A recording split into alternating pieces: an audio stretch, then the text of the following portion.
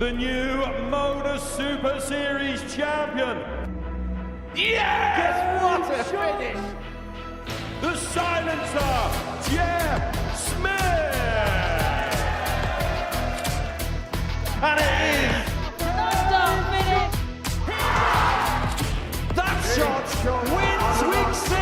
Maximum checkout. He's done it!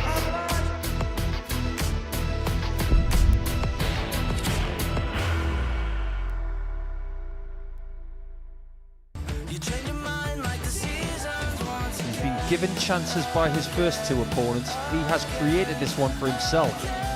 It's bullseye for the win. He's done nothing wrong. Good choice. It's tops for the win. Tops to seal a second consecutive 4-0.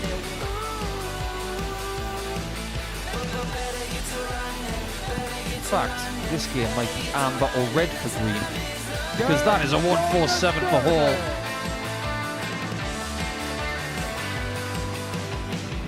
Because Murnan looks at tops to complete the 4-1 win. 4-1 win it is for Joe Murnan. This really could crush Jared Cole. Bullseye. Oh no.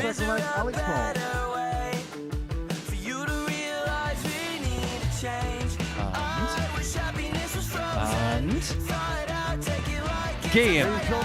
Just like that. Give us a smile, Paul.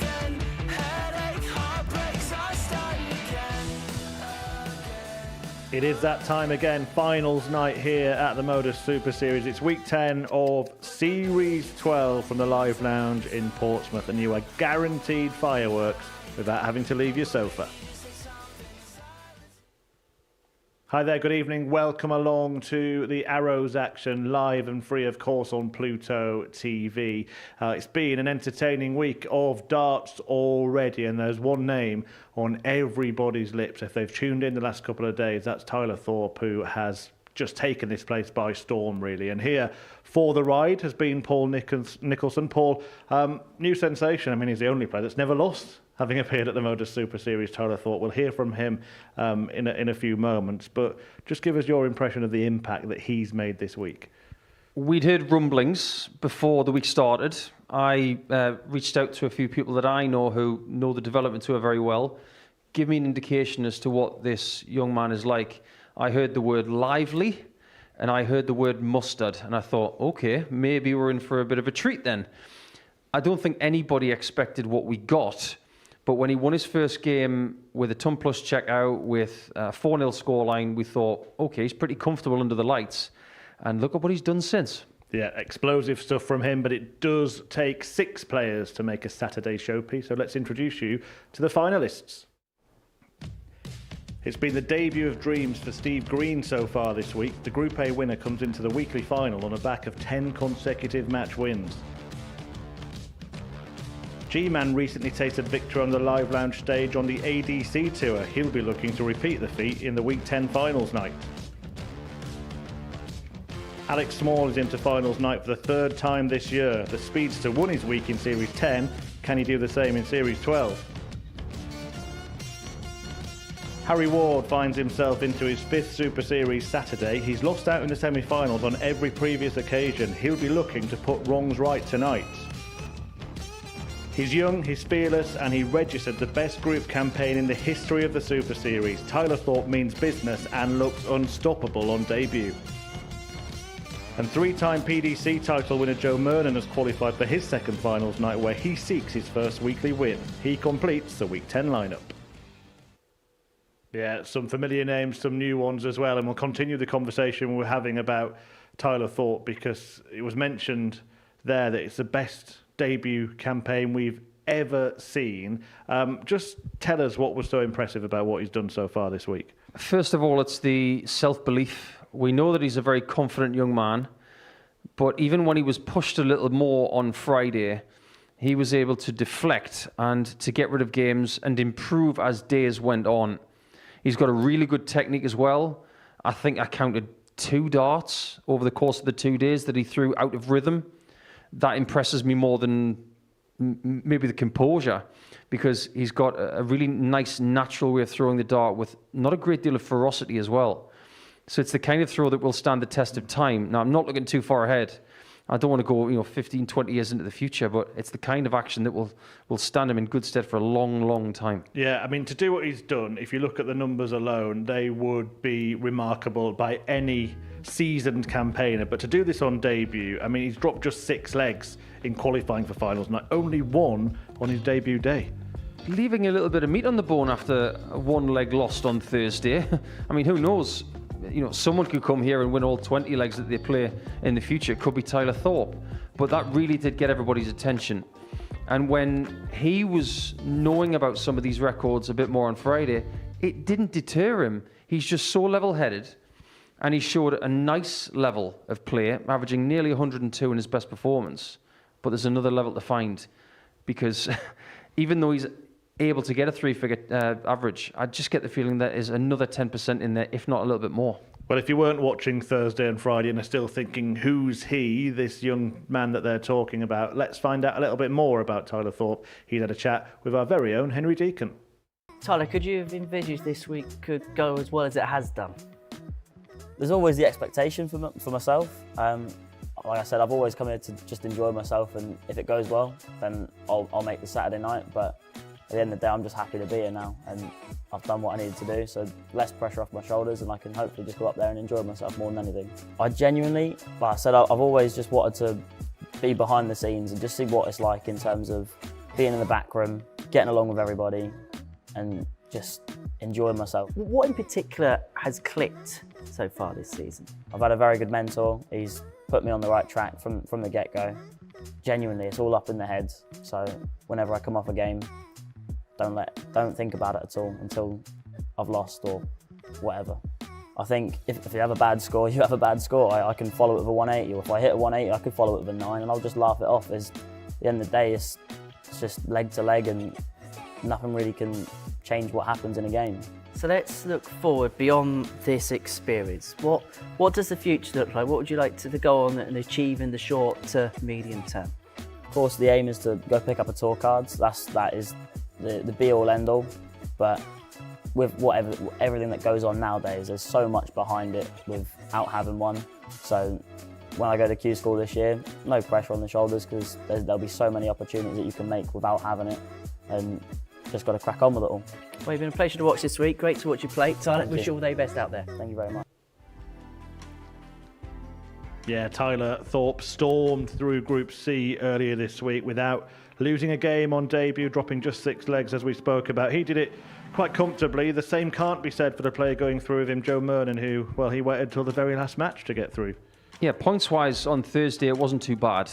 3 wins from 5, but he didn't play anywhere near the kind of level that we would expect from someone of Joe's experience and skill. But when it came to the crunch, he put himself in position to qualify. He was then in a knockout match with Nicola Tullier in the penultimate match of the group, and that's when he found his best darts. So I've got to commend Joe for that.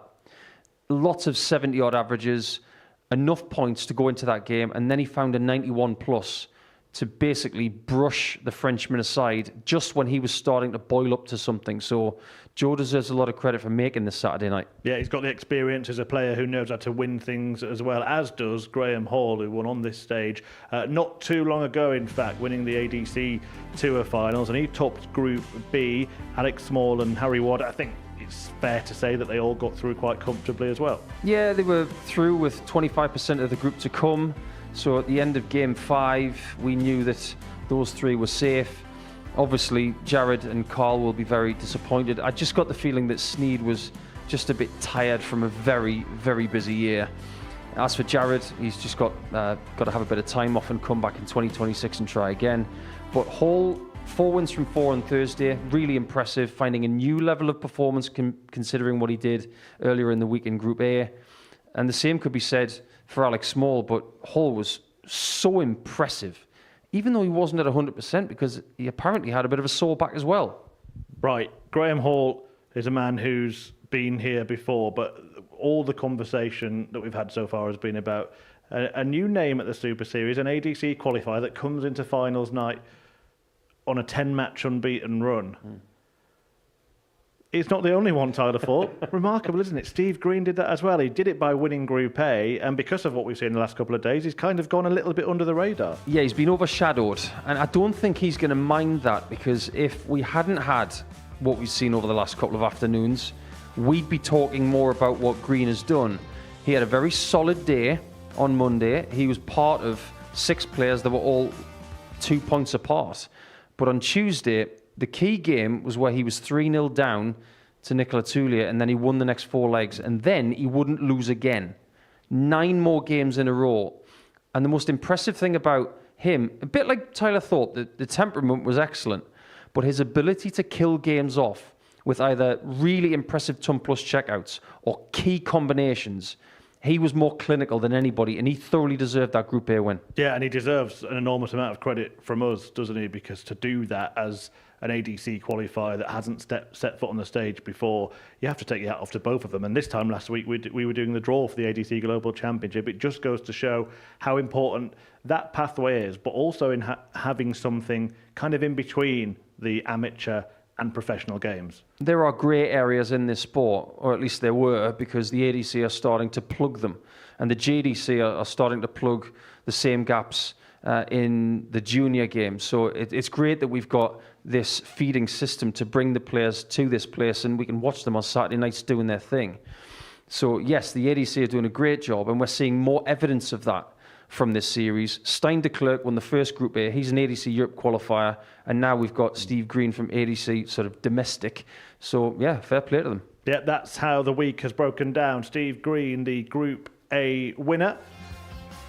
Graham Hall, Group B. Alex Small, the runner-up in that. Harry Ward, third place. And then Tyler Thorp, the winner of Group C, going through with Joe Murnan. Now, they'll be split into 2 groups tonight. This is how it's going to look in Group 1. It will be Green, Small and Murnan. And in Group 2, Hall, Thorpe and Ward. Just looking at that, is there anything that you think's almost certain tonight? Well, I think Joe Murnan's probably got the most to do.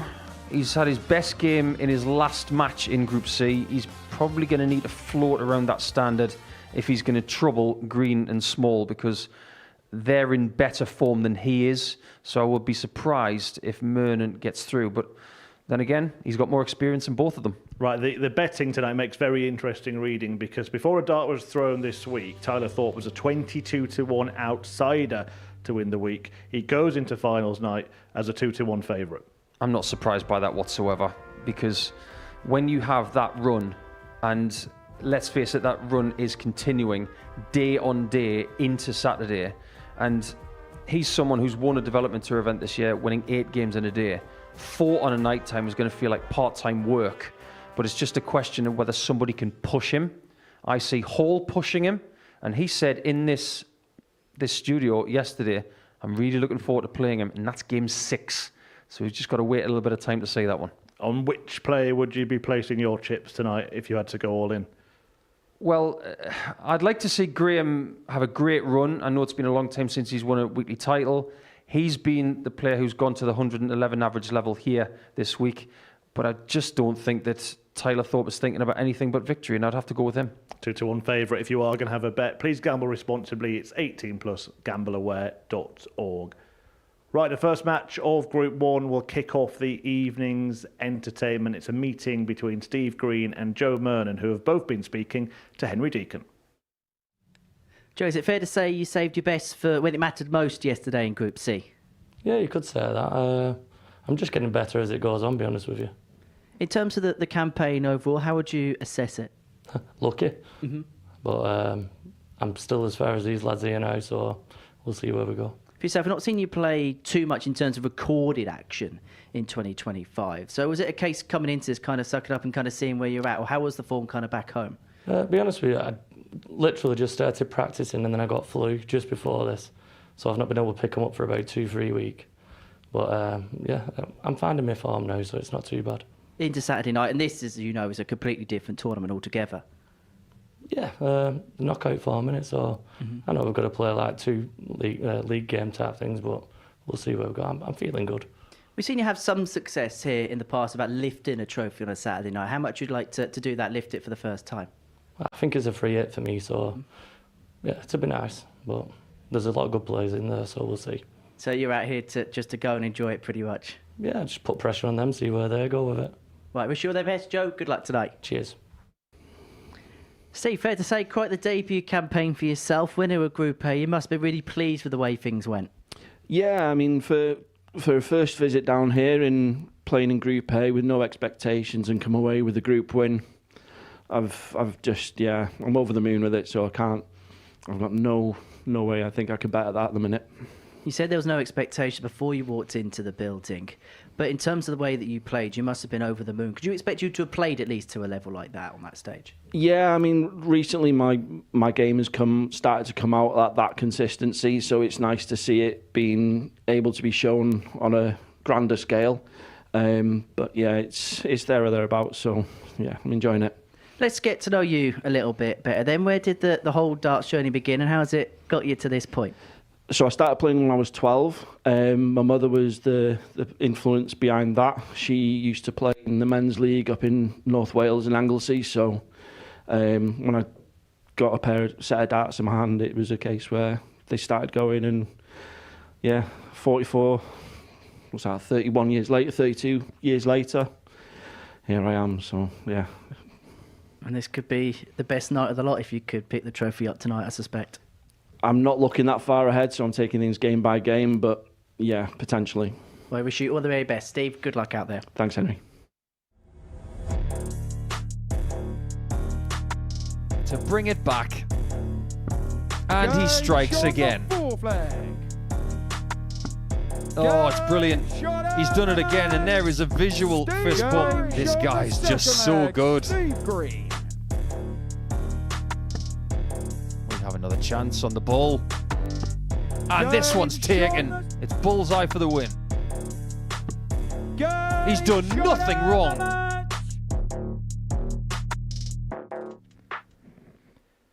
Well, they've all worked hard to get here, and the time has now come for the finals night darts to start flying. The opening encounter then between the Group A winner on his debut ADC qualifier Steve Green and Joe Murnan back here at the Modus Super Series. A player that has had some success in his professional career, but now plying his trade at this level of the sport and looking to kind of reignite former glories. Will it be Murnan holding the trophy at midnight, or will Steve leave everybody else feeling green? Let's find out then. Talking you through this evening's action are Paul Nicholson and Henry Deacon. Thank you, Chris, and a very good evening, everyone. The man from Anglesey is angling up a title here at the Super Series. A dream debut so far for Steve Green, and he takes on the evergreen, the effervescent, and seemingly ever-present Joe Murnan, a former finalist here in the past. He's looking for a first weekly title. Although 2025 hasn't been a year we've seen too much of him on the circuit, but we may well see a lot of him towards the end of the year, because if he wins tonight, he'll be back here in around about 3 weeks' time for Champions Week. And who knows what could happen from there. Paul Hinks is in charge of the action this evening. Well, Steve Green won Group A, he won it with 26 points to his name. He kind of cantered towards that particular positioning in the group. For this, a different night, a different setting, a different environment, and a different pressure, Paul Nicholson. Do you buy the fact that he's happy with Group A, winning it, and that 55. There's not really any pressure on tonight? Because I've been surrounded by dart players most of my life, and most of them say one thing and will feel another. They don't want to give too much away. 58. Having said that, speaking to Steve this week, I believe him. I think he's ahead of his time. 140. If you give him a year from Monday morning, if you'd have said to him you'd make a Saturday, he'd say, oh, okay, that's maybe 6-9 months down the track. He's made it in 3 days. Maybe 60. this is a free hit for him, because it definitely is for Murnan.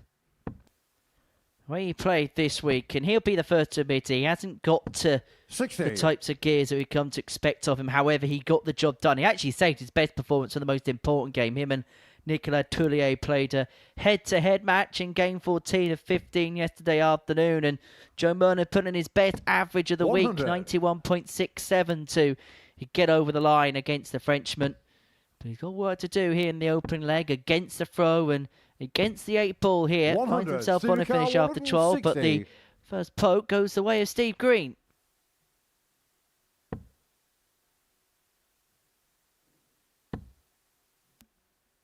Looking to leave double 10. 100. He'll settle for 60. 46. Murnan hasn't been getting a great deal of big checkouts this week.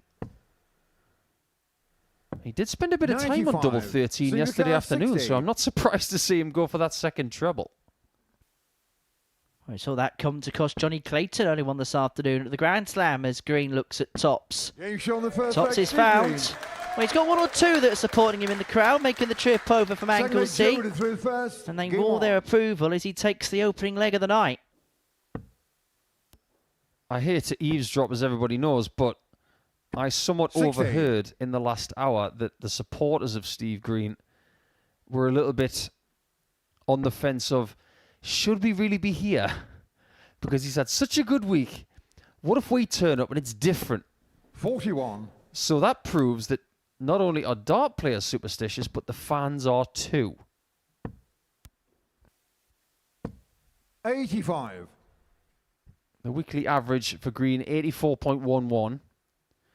It didn't necessarily have to be that big. A lot of the players in Group A were around that level. 60. But the thing that really, really helped, it was consistent doubling, especially on Tuesday, because it was 50%. But just under 39% for the group. That is really good. Approaching the kind of percentages that professionals would be happy with.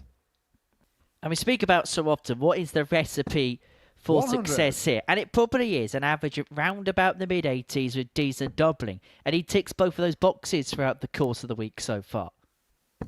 41. I thought Joe was very honest with his appraisal because he knows that there's gears to go and he knows he has to find those gears if he's going to have any kind of joy this evening. But we also know 100. what he can do. And as we mentioned earlier, when put under pressure in that winner-takes-all game, he found his best darts of the week. So we know that the game is still there when push comes to shove. But 40. if things carry on here, he may be forced to be put into a similar situation against Alex Small in a couple of games' time. Yeah, but the big difference between that and yesterday is that he had 4 games before that. 180. Does anybody know where the Steve Green army are? Because I can't hear them. Can't see 40. them. Oh, See the car, 20. okay, there they are. And they might be cheering again in a second. Well, it's not the biggest crowd in here this evening, but it's certainly a loud one. And they're one that's certainly getting behind their man. The Green Army have got something to cheer about. They're 2-0 to the good. That's going to click. Not even from Plymouth. Yes, but Murnan did have a 4-game warm-up and a building of confidence leading into that game with Toulier on Friday afternoon. This cutthroat nature of Saturday night, at most he's got a 1-game warm-up. And small matter of Alex Small in this group as well. 95. Who's been building up a head of steam over the last 3 days. And he really was impressive in Group B. Wildcard, if you're hoping he's got an ace up his sleeve this evening. 96. In the first Champions Week of 2025, we'll be hoping to play in the final Champions Week of the calendar year. 57. These two, of course, will have similar ideas of grandeur tonight. And it's fair to say that for Steve Green, it would be the biggest thing that he's ever done in this sport so far. ADT qualify through the vault system, and there has been 4 qualifiers 98. for that today. Many congratulations to Robbie Martin and Jasper Scarrett, who have booked their returns, having won the Southwest and Yorkshire qualifier 81. respectively. And there's going to be debuts in 2026 for Jack Drayton, who picked up the Northwest title, and for Neil Wild, who won the Midlands title. The other qualifiers will take place 44. tomorrow in venues up and down the United Kingdom. Did you say Wild? Yes. He's obviously called the Wild thing then. If not, that's a missed open goal. 48. But congratulations, guys. Well done. Looking forward to seeing Jasper again. Flying the flag for Armed Forces Darts. And he will return. Now, Green 81. left a bogey number, but it shouldn't make any difference. At least he's hoping it doesn't. 84. A good pick-up in the Silver last car, of Murnan, but 85. still a lot of work to do. Green 85 to go 3-0 to the good in a game which has basically allowed him to have the green light. Red bit would 65. have left Joe Murnan in bits. Joe car 136. Joe's biggest finish of the week is 74. 96. Steve car 20. He could have done with that second treble 20. Green on his doubles. Very dependable. But it's down to dart 3. 10. And this time, Joe car not 40. so dependable. And so this, the first real gilt-edged opportunity Game that Joe shown the Murnan's third had leg, all Joe night. Murnan. In fact, the first dart he's had at a double all night. But gets on the board, breaks Fourth back, leg, Joe and through first. all of a sudden this on. game returns to throw at 2-1. Funnily enough, that department for Murnan, it wasn't obvious. What I mean by that is Joe's 41. game has always been about hitting that treble 20 as much as he can and leaving tops. It's a game plan that has followed the likes of Thornton and Wade and many others over the years. But he 100. subscribes to that game plan as well. But we haven't really seen a great deal of action on tops 96. for Joe,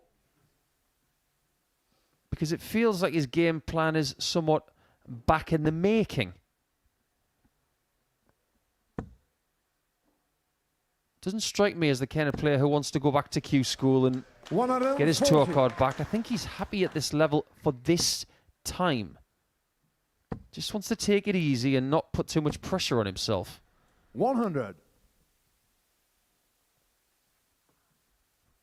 And since Joe Murnan's come off the tour is a very different place. Every Players' Championship now being a midweek is a big commitment for a player to make. When they pay 60. the Q school fee, they go there knowing that if they win a tour card, their life completely gets upended, uprooted. And you do have to commit to the sport 81. full time. And so if you're stuck in a bit of a quandary, it's just not worth it. Because it is a big, big commitment. That's why some players like to have their work, 55. their family life, their friends, their social lives, and come to the Modus Super Series for somewhere between 3 and 6 weeks a year. Steve car 146. If you're here for 6 weeks a year, you've done something right.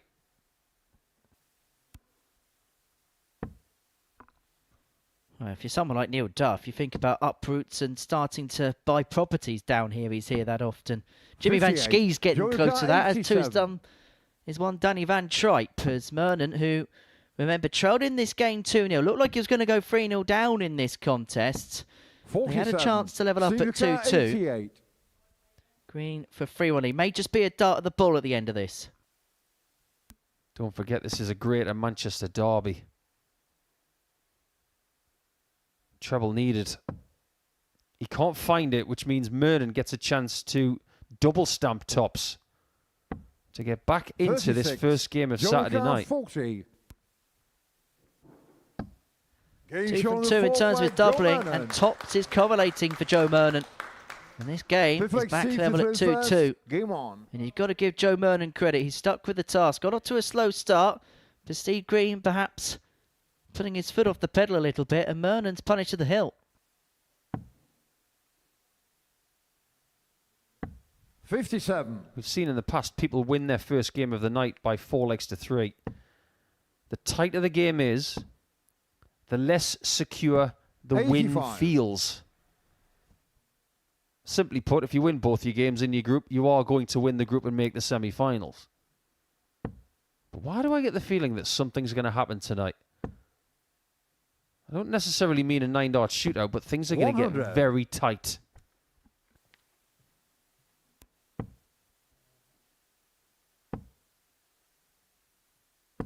$55. If you've played all week long, like Graham Hall has, like Alex Small has, you've gone from 5 marathon days to a sprint on a Saturday. 99. Multiple disciplines in the same week. That's why the Modus Super Series is so difficult. 121. Like asking Usain Bolt to do a 10,000 metres and then a sprint on a Saturday. Well, it's a darting version of a heptathlon in the respect of you have to practice so many different disciplines and have to excel at every single one. 45. From the elongated pool stages during the week to these shorter groups on a Saturday, a potential 9-dart shootout. And then we get 78. to the knockout stuff later on in the evening. But to get to the knockout stuff, you've got to be proficient here. And Green, having led 2-0 and been pegged back to 2 apiece, has 6 darts in his hand from this 200 to put his nose back in front again. 60. You and I both know, Henry, that when Green has been in this kind of situation on Tuesday and Wednesday, he found a way out. 82. Murnan's responsibility 140. is to hit the doubles when he's got them. If he doesn't, Green will be there or thereabouts. Joe's hit tops twice from 2 shots. 60. Joe Yuka 80. He might need tops again. Turns out he doesn't. His doubling in this game has been perfect. He's not missed a thing, and from 2-0 down, he finds himself 3-2 to the good. And when Steve Green took control of this game at 2-0 up, if we be perfectly honest, we did not envisage this situation arising, but Joe Murnan 60. has the darts in his hand to get over the line by 4 legs to 2. It hasn't been pretty, but Murnan has dug in, caved in with the task, and has forced the issue of his opponent. 140. Just yesterday from Tyler Thorp, we saw a 3-leg burst of 40 darts. This 3-leg winning streak of Murnan 84. was 55. Slight difference. He won't care.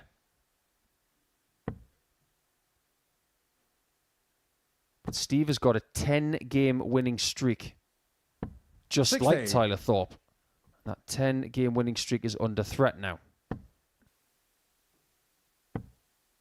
He won't be thinking about winning streaks, but if he 85. loses this one, he'll be in severe trouble. He'll have to beat Alex Small in his next match to stand a chance of making it through. And Alex Small, perhaps the biggest improver over the course of the 5 days. Snuck 59. through into Group B, courtesy of that 1-2-9 checkout on Wednesday against Sasha Mache. That was before we even saw Joe Murnan for the first time this week. He'll be disappointed 85. with that last start there.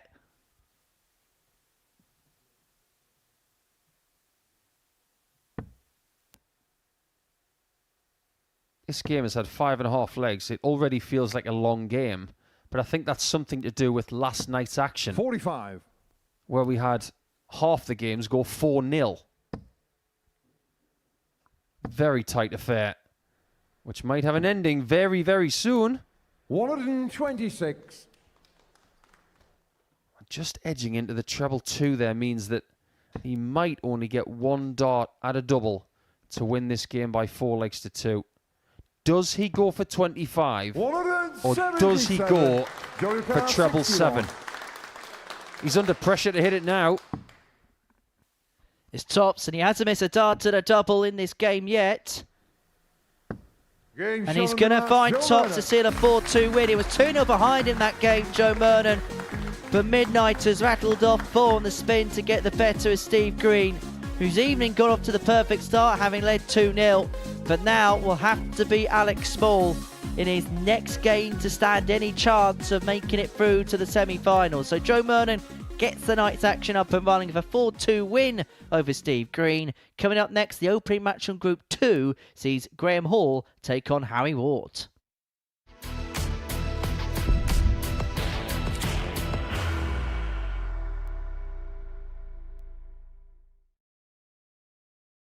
Are you ready to lift that trophy, Darius? Yes. Let's do it then.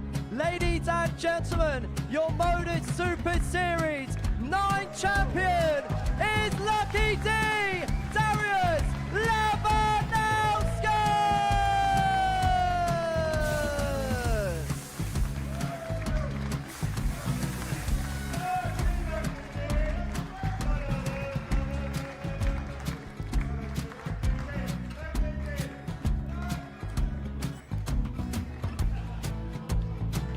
Well, what a wonderful night of darts we have seen, and we are ready.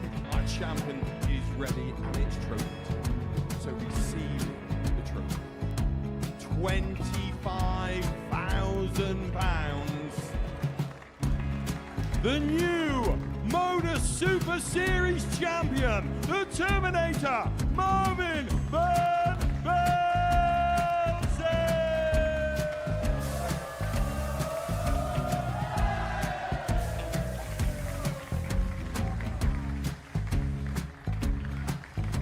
And one more time, the 8th Modus Super Series champion, the Terminator, Marvin Van Velzen.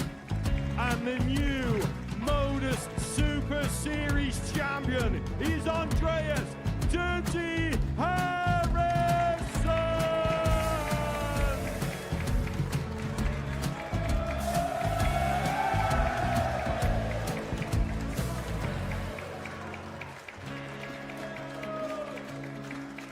And one more time, the 7th Modus Super Series champion.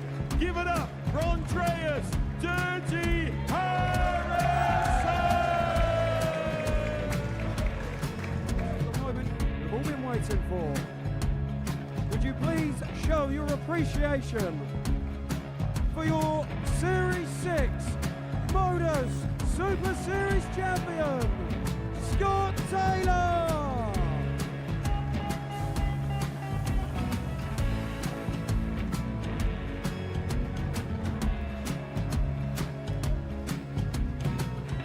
One more time, your new Modus Super Series champion. He is Chucky. He is Jim McEwen. Ladies and gentlemen, your Modus Super Series champion, retaining his title, the Nuke, Luke Littler!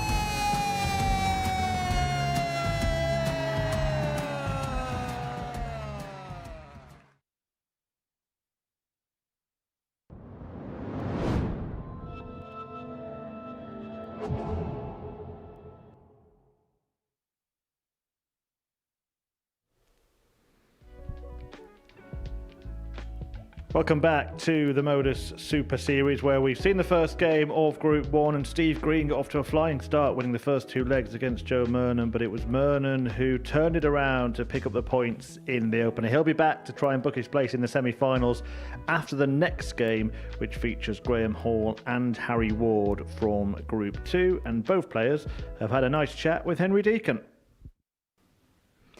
Hey, first of all, great to see you back at the Super Series. Is this a little bit of a bonus getting through to tonight? Yeah, I mean, I'll be honest, I've only been really playing for the last month. Put a board up at the end of September at home, practicing a couple of hours a day, lucky to get the call up here, and I'm just enjoying it, trying to get back into it.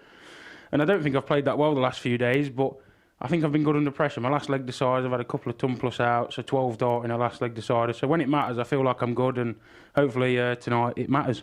What inspired you to get the ball back up again? My old manager, Matt Ward, went round, picked up a bit of memorabilia, and he just asked me what I was doing. I said I'd not even got a board up, you know. I'd been watching, we'd been to watch the match play, and I was getting a bit of hunger for it. So I put the board up. And since then, literally just been practicing every night, loving it, and I'm playing quite well, but it's just the match practice I need now. As you say, you didn't feel like you played towards your best in that Group B, but what particular stood out in terms of what you did do on the stage?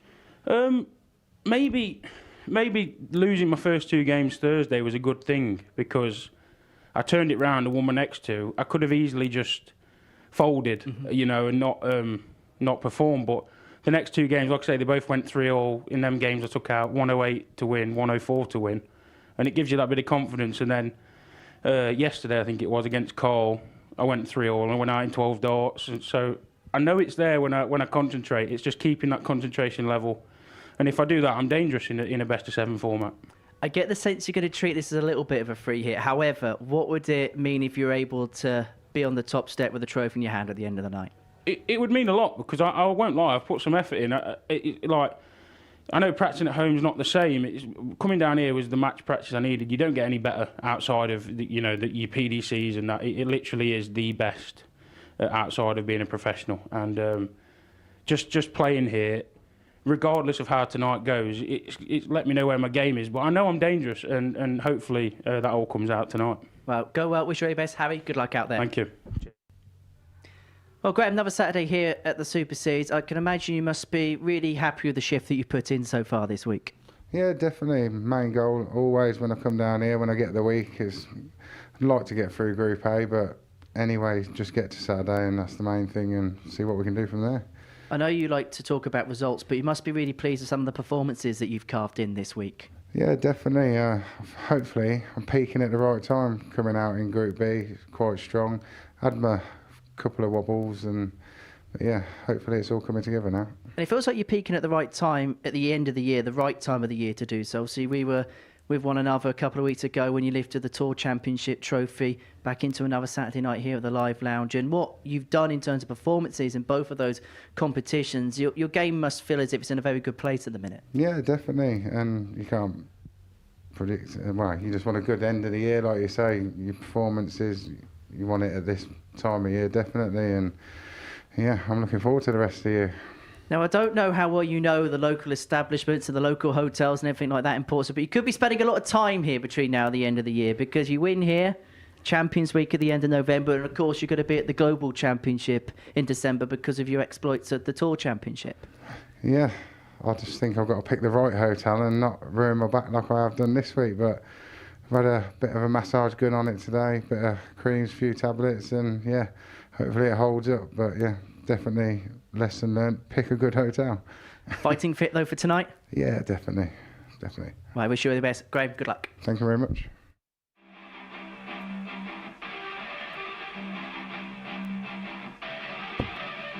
Well, this could be it. Another one of them. Or does he look at tops? Looks at tops. Gets the first of them. Gets the second of them. What a finish from Graham Hall. Tops for a 145, and there is part 3. Graham Hall.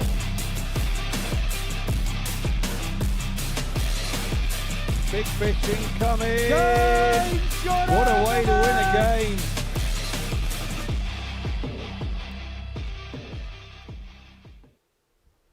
Yeah, here we go then. Group 2 is about to get started, and it's a meeting between Graham Hall and Harry Ward, the G-Man and Big H.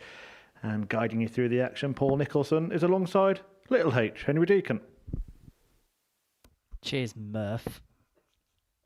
Game 2 of the evening, a meeting between Harry Ward and Graham Hall here at the Live Lounge in Portsmouth. Graham, who picked up the Tour Championship title here around about 3 and a bit weeks ago, the 36-year-old from the Midlands, semi-finalist in his previous appearance here, has won a weekly title in this format, up against Harry Ward, now 28 years of age, from Swaddling Coat. 4 times he's made it through to a semi-final, but unable to go one step further from that. And for him, this very much is a free hit, as you heard in that pre-match interview there. Only picked the board up, or picked the darts up, and, well, he did pick a board up because he had one in his house around about a month or so ago. But he's hammering it home. And he'll be looking to hammer home a Champions Week appearance, very much from under the radar. But this man here, Graham Hall, 3-1 second favourite. And that's only really because of the exploits of Tyler Thorp so far this week. Somebody who's come into form at the perfect time of the season. 140. Also the right time of week as well. He was the favourite on Monday morning to succeed this week. 57. But then he drifted over the course of Group A. But then when Group B started, he figured it out. And an undefeated day on Thursday really did give it his confidence, the real jolt that he needed. He played some stunning stuff, especially, and I'm sure Carl Sneed is watching this, thinking, 85. yeah, he played really well against me, and he wants to know why. Over 2 games, Graham averaged about 107 against him. And it was the Sneed games that got 85. him through to Saturday night. 5 straight wins. And he did have a wobble. He really did. 44. Graham Yucar 136. But he's still here. He's still standing and he's one of 6 that are in the hunt for the trophy come the end of the evening. It's Graham Hall off to the quickest start on 136 after 9. 6 58. starts from here to take the opening leg of this encounter. Will return for 78. And Harry's numbers perhaps reflective of a man who's 59. playing okay but isn't Graham match Yucar, sharp 78. for the course of his campaign. Average just under 85. It's not bad. 33% on his doubles. Not bad. His highest average just under the 90 mark. He's going to probably have to find a higher level than that at some point this evening. 58. And in this opening leg, he hasn't really been able to find much. Hall missing a dart at tops, but going to come back for 3 more at double 10. Graham is also 60. protecting Graham an Yucar undefeated 20. record against Harry this week. 2 battles, 2 wins, 2 10s. Game shown And the 2 first 10s leg. he finds. Graham Hall. And I think G-Man's having a very Mike Warburton Second leg week. Harry did through first. Game on. And you probably know what I'm about to say, Henry, but for anybody tuning in on Pluto TV who doesn't know what I'm talking about, a Mike Warburton week is when you play a lot of matches and you average 87. 134. And that's exactly what he's done. He's been solid in every aspect of the word. 87.17 averages, he'd say, for the week. 30% in terms of his doubling. Has had that big high. He's 60. had 2 tub plus averages this week, the biggest of which being an average of 110.87. And what has become a bit of a trademark of Graham Hall's game is his 60. big hitting. 24 180s over the course of his 5 days. It's not bad. 23 games, 24 180s. If you're getting 1 a game on average, it's not 100. bad. But I think we've been spoiled last week because when Derek Coulson was playing 23 games, he had double 45. Derek Coulson, who perhaps goes in as favourite to win Champions Week. that. Did you just say perhaps? Perhaps. 97. We don't have those numbers available to us right now because we don't have a full field yet. But if Coulson's not the favourite, I will be flabbergasted. 92. Well, in terms of performances, nobody's performed better in this series than David Pallett.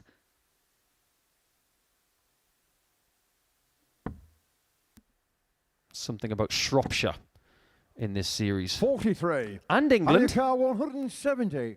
England are having a very good series. So that bodes well for these two, doesn't it? 60. But a matter of fact, there's only 2 nations that can progress through tonight. That's England and Wales. Alex Small and Steve Green representing that pride of the United Kingdom. Everybody else looking to 57. add another English name into Champions Week 12. Ward looking at 110 to level up at 1 apiece.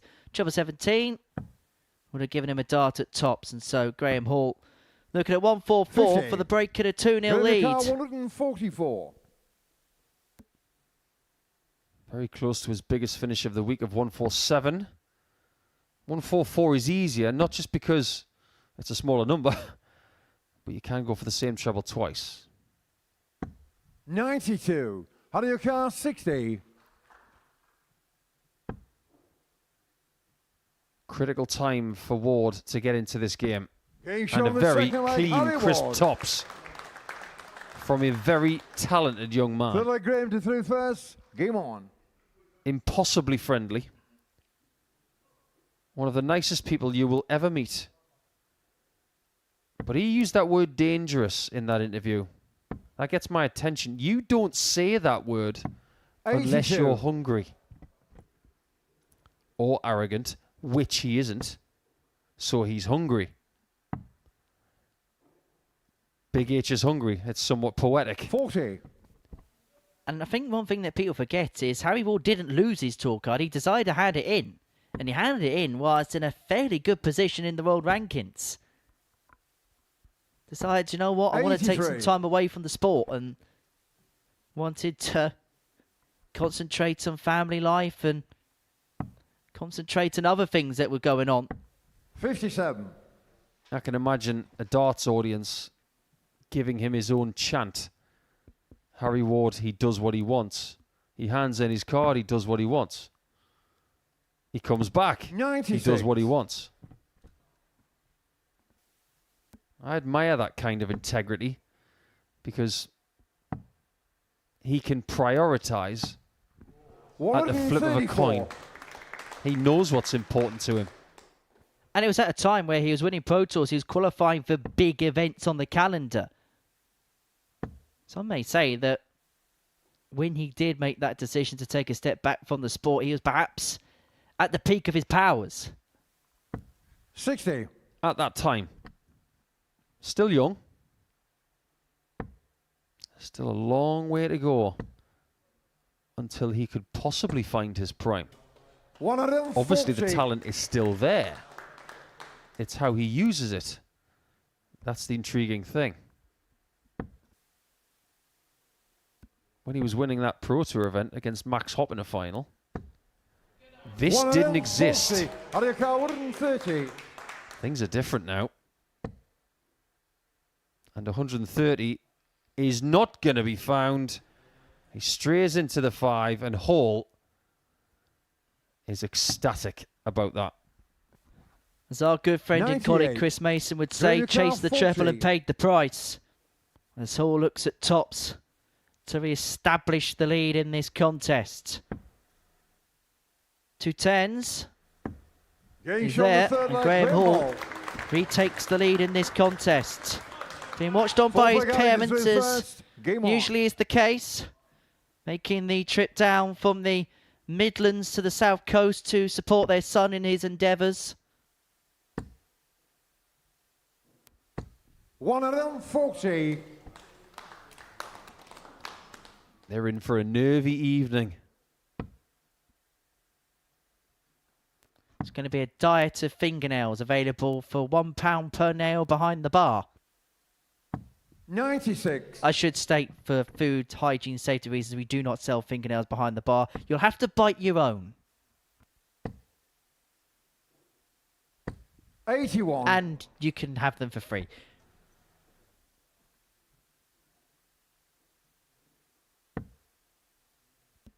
I think when it comes to Harry, I don't even think he's at 60% full power yet. 60. You look at his 180 ratio for the games he's played. He's averaging half a 180 a game. That's nowhere near what he's capable of. 100. It's like looking at a Hattori Hanzo sword. All of the raw materials are there. The handle's on it. You've seen the sheath. But the fact is, 100. you know it can be sharper and it can be more deadly. That's Harry right now. There's a lot of H's in there. 60. That's all right. H will come in and try and describe the end of this leg as G-Man looks to try and move 3-1 to the good.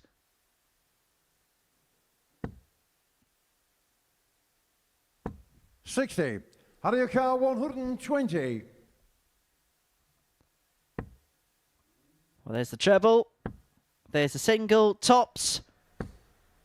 Just 100. underneath, but he gave it a good scare, and he's going to come back for more. Quite surprised he didn't move to open up the bed a bit. So far, the standard tonight, 96. a little Harry below par. 20. Maybe a bit nervy. 5-5 for H. Well, 15. well. Now Hall Green can and Murnan, pounce. 89. Swoop in and take this leg and have a big sigh of relief. It is for a break of throat. And he should, as a minimum, get a dart at the ball. He gets a bonus of 2 and had a double 16. Game show number Which he 4 by finds Graham to Hall. put himself 3-1 to the good. A crucial break, and now has the throw Fifth to by win Graham this to match first. 4-1. Oh, how things change. Game on. You're looking at Harry going for tops on a 120. Back then, Graham was on 185. There's no guarantee of success in this 59. sport. It will play with your head.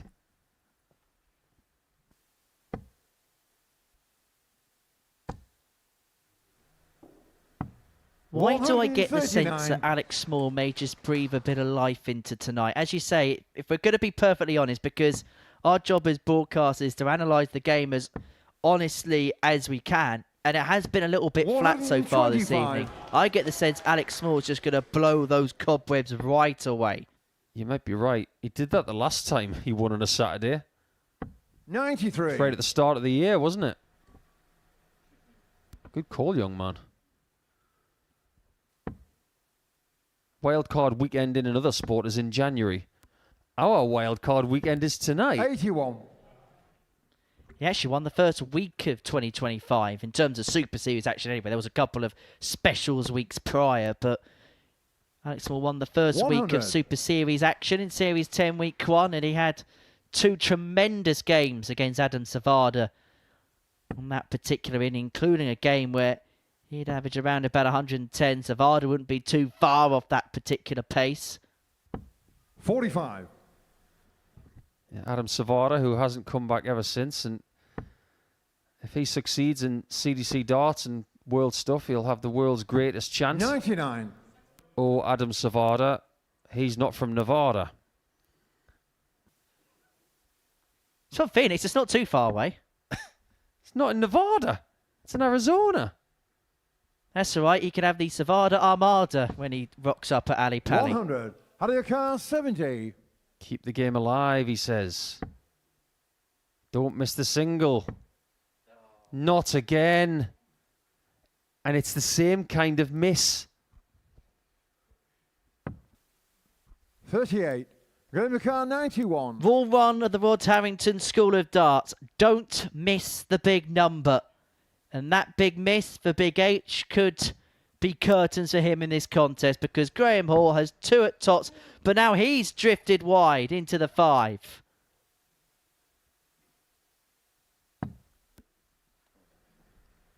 The 65. collective gasp in this place. Hadiaka 32. Nobody expected that to happen.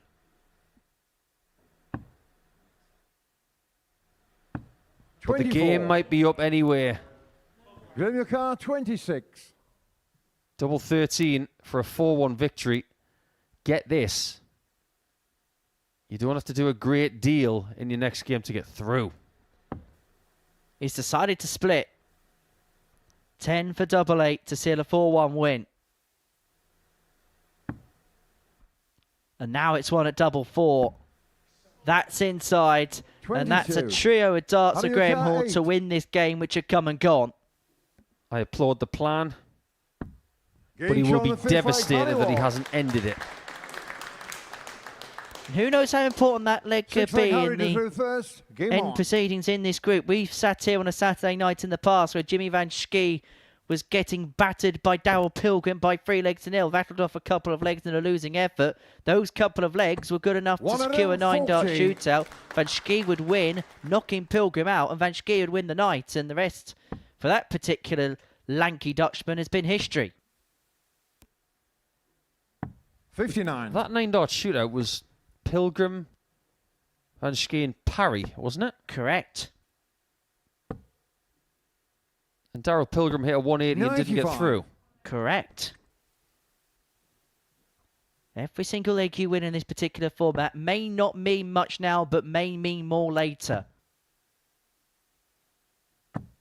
58. And all of a sudden, this game has switched. Hall had 3 darts went in the previous leg. Ward broke.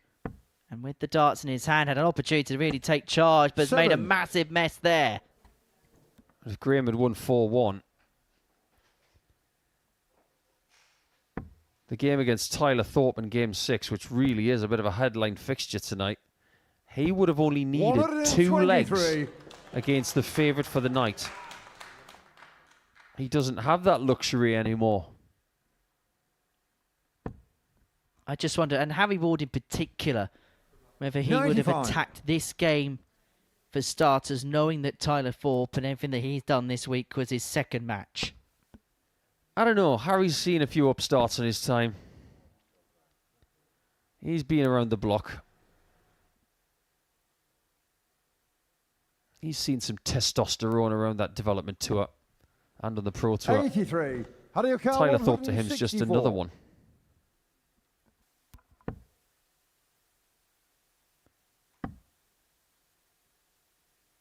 Really good setup. Harry Ward to leave himself on double 18 when he comes back to take us all the way to a last leg decider, and a little bit akin to our opening match between Steve Green and Joe Murnan, where Green raced into a 2-0 lead, looked, by all intents and purposes, in charge of the contest. Squandered chances. Joe Murnan won 4-2. And Graham Hall, who missed 3 match starts to win this game 4-1, has been sent to a last leg decider by Harry Ward. But one thing that G-Man does have as a luxury in this last leg decider is the fact he has the darts. 60. Weirdly, this is the second game they've played against each other in a row, because their previous match was in the early hours of this morning, and it was won by Hall by 4 legs to 3. But then again, Ward was saying to you earlier that he was quite impressed with the way he was able to finish the job off. But it's just got more difficult, because G-Man has just found his first 180 of the entire match, right in the nick of time. Timing in this game can be everything. And sometimes it's not about what you hit, it's when you hit it. And my word, is he hitting the right notes at the right time. 140. And what has Harry Ward left himself on, Nico? Even if he hit maximum, he couldn't leave a finish. So Hall is on Dream Avenue. 100. I take it we're abandoning the pre-bogey number thing. You just said it. And because of that, Hall going 25 first on the 1-2-1. And when he comes back, he's going to leave himself on tops after 12 on throw. So by virtue of Hall leaving 40 after 12, if he takes it, 60. Ward needed a 12 to win this match.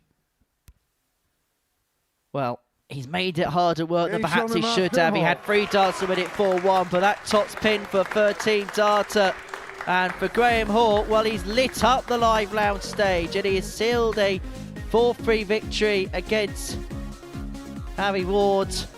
Centre of attention is G-Man, the tour champion 3 weeks ago, and in the winners' enclosure in his opening match on Saturday night against Harry Ward. A 4-3 win for him. Coming up after the break, Alex Small takes on Joe Murnan.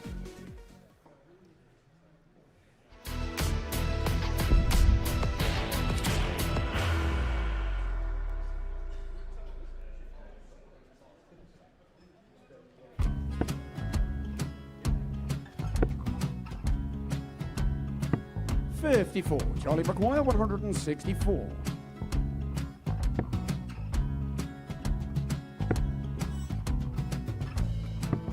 44.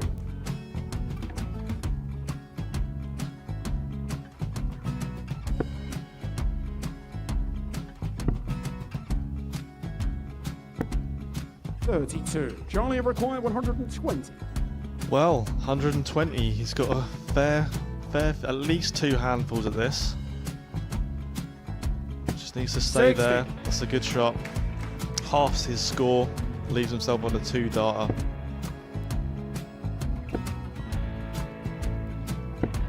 $26. Charlie Time on his required side 60. to become back-to-back singles champion.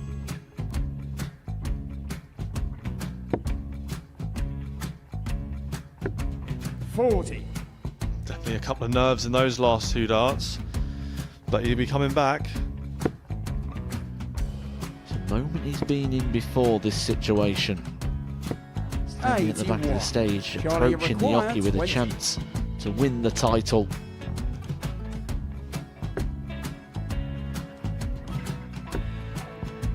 He did this to win the first title, if you remember. 11. I think he's gone. Georgia I think require he's gone to 180. bust it, maybe.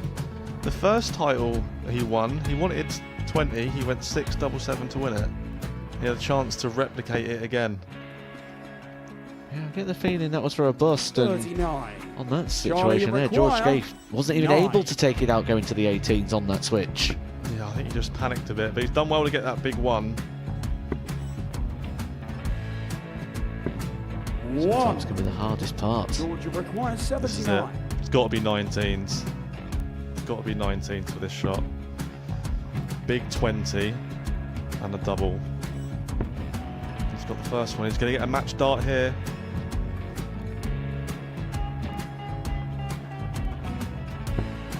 $59. Charlie, Threw you the entire require body into that 8. one. Just didn't want to let go of the dart.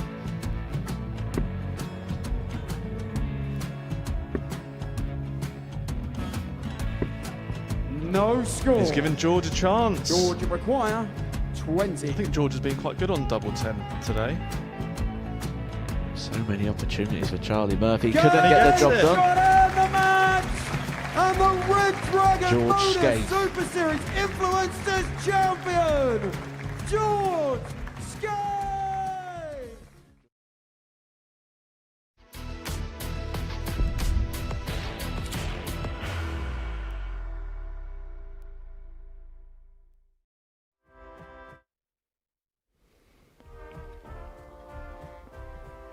Welcome back. Here's a reminder of what's happened so far on finals night on week 10 of Series 12. Steve Green and Joe Murnan played the first game in Group 1, and Murnan won that one 4-2 before Graham Hall fended off the fight back of Harry Ward to win in a last leg decider in Group 2. Murnan back on the hockey now then, and he can put himself through to the semi-finals, but Alex Small is about to take to the stage for the first time tonight.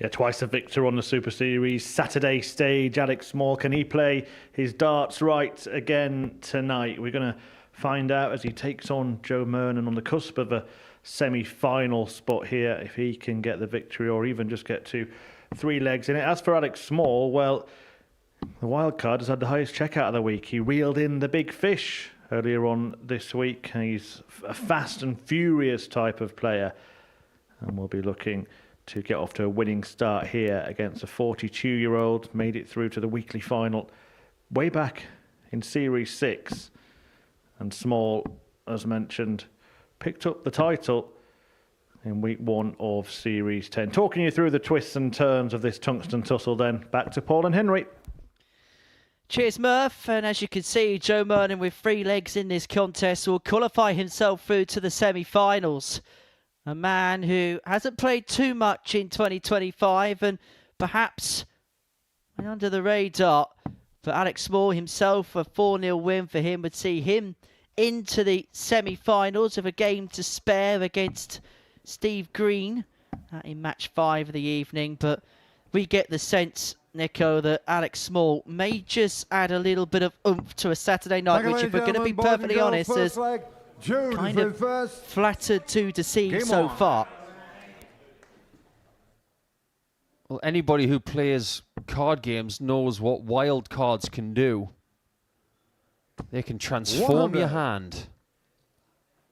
You can take 2 pair into a full house. You can turn 3 of a kind into 4 of a kind. 60. And they can also give you jackpots. And he would love to bookend his year with titles 100. in Series 10 and 12. It can't be ignored that in the first 3 days of the week, he really struggled to end his daily campaigns. 140. Apart from Wednesday.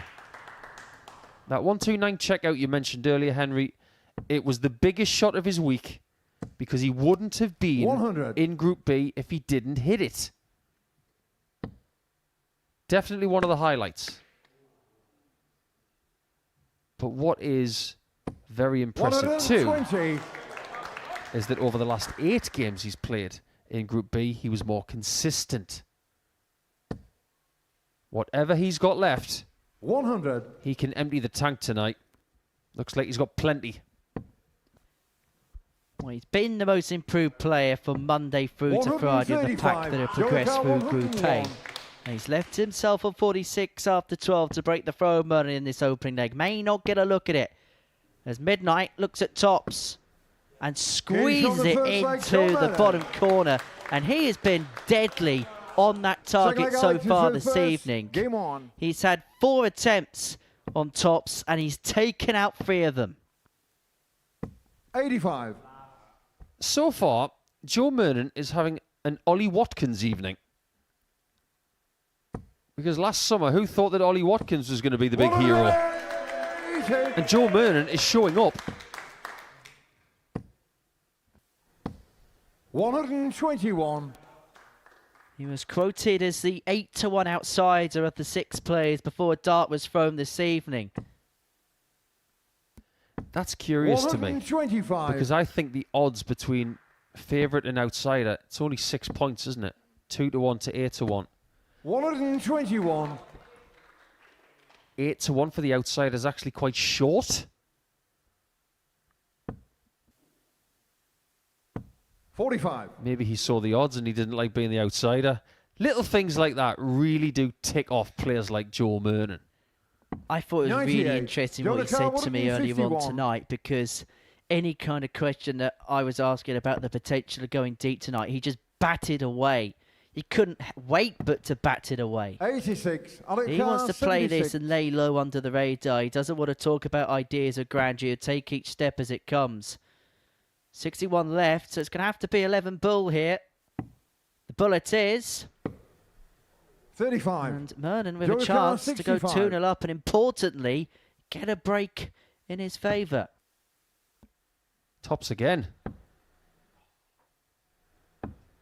45. Missed opportunity. 41.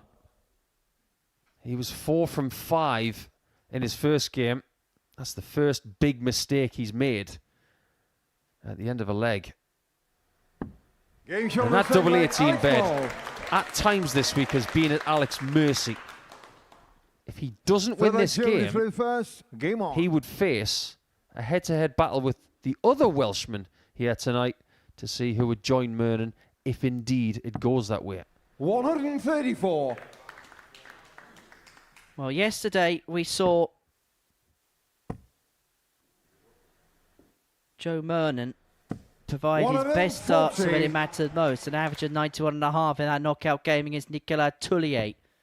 And maybe again when it matters most, 59. Murnan just providing the goods. And we did say he's a player that has to play with some kind of edge, that something has to be tangibly 45. on the line for him to produce his best darts.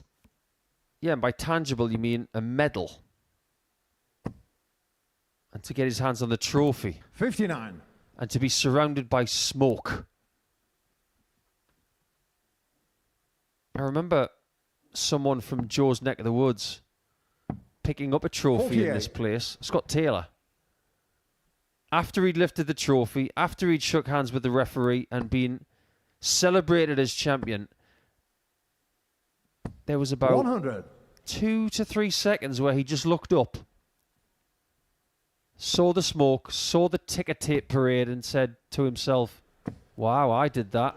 140. They all want Go to it. car 149. As much as they'll downplay it. As you know about Lancastrians, they are very, 49. very humble and Car modest and honest people. 128. Not ones that like to go too far above their station. Oh, Alex Small here, looking 96. at double 16 for 128. Go to car 100. Just clips the wire, and so Murnan with an opportunity, looking at a ton. Well, now going to have to be treble 19 for the double. Finds the treble, double 19. Game That's shot a for second Alex ton plus Murnan. check out in as many legs. And Joe Murnan finds himself 2-1 to Alex the is good. first. Game on. One more leg. And Murnan's in the semis. 81. Hands up, everybody who's watching this on Pluto TV. Who said Murnan's probably going to lose in the group stage? I've got my 17. hand in the air. I thought Small and Green would prevail. But this is Saturday where anything can happen. 60.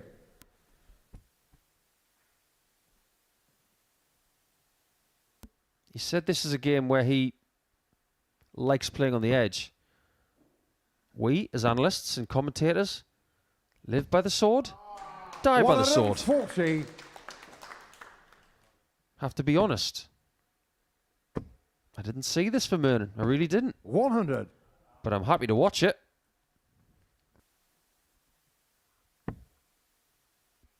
I'm sure this is going to prick the ears of one or two up as well in this. 135. In and around the practice room at the live lounge this evening. And we're yet to see, I suppose, without disrespect to the rest of the field, the 100. main event player of the night in Tyler Thorp, the player who's stolen all the headlines so far this week, having won 10 out of 10 in his Group C 83. campaign. Out of the car 160. This is to stop Murnan from getting to 3 legs. And now he 96. can't. Joe car 126. It's in the hands of the man who was formerly known as Midnight.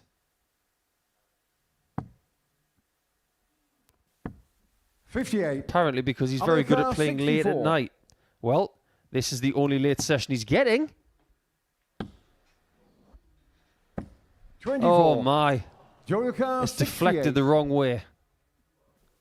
How tonight is hinged on moments around about this stage of games. Saw in the previous match, saw Joe Murnan come back from 2-0 behind in match 28. 1, and he's missed a dart, clipped high of 40. tops to go 3-1 to the good. He would have had the darts in the next to win the game. Small, free at that target to equalise at 2-2. Only shot needs the the one fourth leg, to Alex level Moore. this game up. How much energy has he got left? Fifth leg, He's playing Joe his is 24th first. game of the week. on. And most of them have been hard work. But remember, Joe Murnan doesn't need to win this game. All he 35. has to do is win one more leg to secure his passage through to the semi-finals. An academic Kilda throw here would do exactly that. 85. Going back to Wednesday afternoon when he did beat Alexander Mashek of Czechia. 100. He was exhausted after 15 games in Group A. He looked 100. like a rag that had been put through the ringer. But by the time the ringer was finished, he was glowing. 28. What did he do to try and have some downtime? He went to Fratton Park to watch Portsmouth against Wrexham. Nothing wrong with going to a neutral football match. 48. That's got absolutely nothing to do with Swansea City. I don't think they had a very good day today. They were hosting Leicester City, weren't they? 36. I know he hasn't seen you this evening, but I'm sure he would want to say something about Sunderland's late draw against Arsenal. Already seen him. He only said one thing to me with a laugh, and he just said, Sunderland. That was it. Just one word. 140. Shook his hand. I said, have a nice night, Alec. 58. Out of the car 128. Doesn't have to go for the 18s on the 128 with Murnan not on a finish. 68 left. Decided to stay there for a dart at 96. double 4, but when he comes back, he's going to come back for double 16 to find a crucial break, which will put it 3-2 to the good, 100. and importantly, give him the dart to win it in the next. 52. And also a 3-2 lead for Small, which it could be. Which it is. Alex Small. If Small wins the next leg, something else is on the menu. A game on.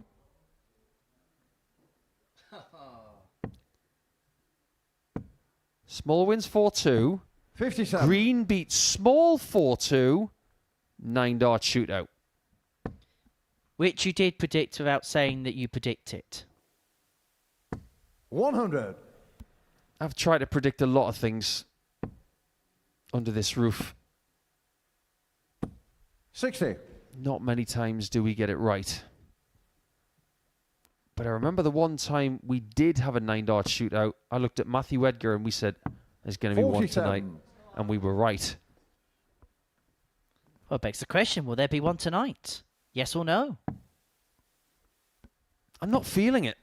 74. I don't mind being wrong. Murnan wants one more leg and he doesn't want that 9-dart shootout 91. possibility. He wants to rubber stamp this semi-final spot and just let everybody else stress it out. So the bad news is 100. Mr. Nicholson has denied us the opportunity of a 9-dart shootout tonight. Don't blame me.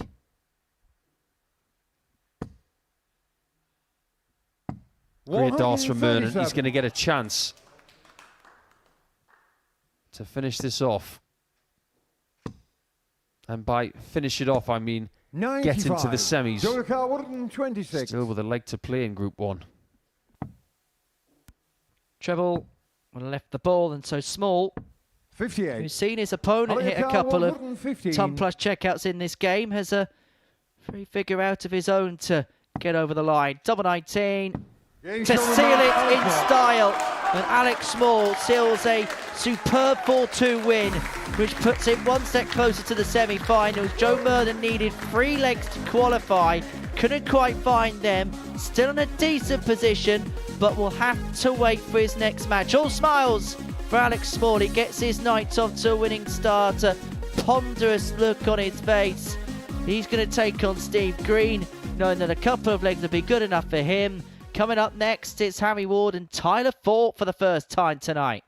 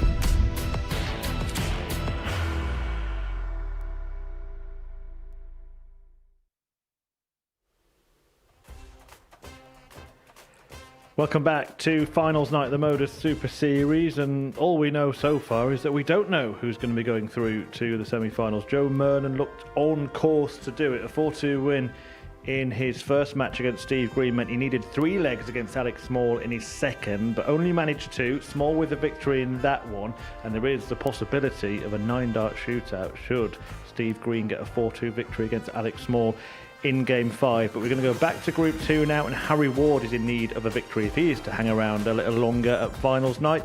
He takes on the record-breaking Tyler Thorp, who's had an incredible debut week at the Super Series so far. Everyone's been talking about him, and he's been talking to Henry Deacon. Tyler, has this week been a little bit of a whirlwind for yourself? Absolutely. It's all new and all a new experience for me. And like I said, I've always been here to enjoy myself. That's what I've come here to do. I'm going to carry on doing that. It was a record-breaking campaign for yourself. Least legs dropped in a group here at the Super Series. The full complement of 10 wins, best legs difference. You've fair to say you've set your stall out quite quickly here at the Live Lounge.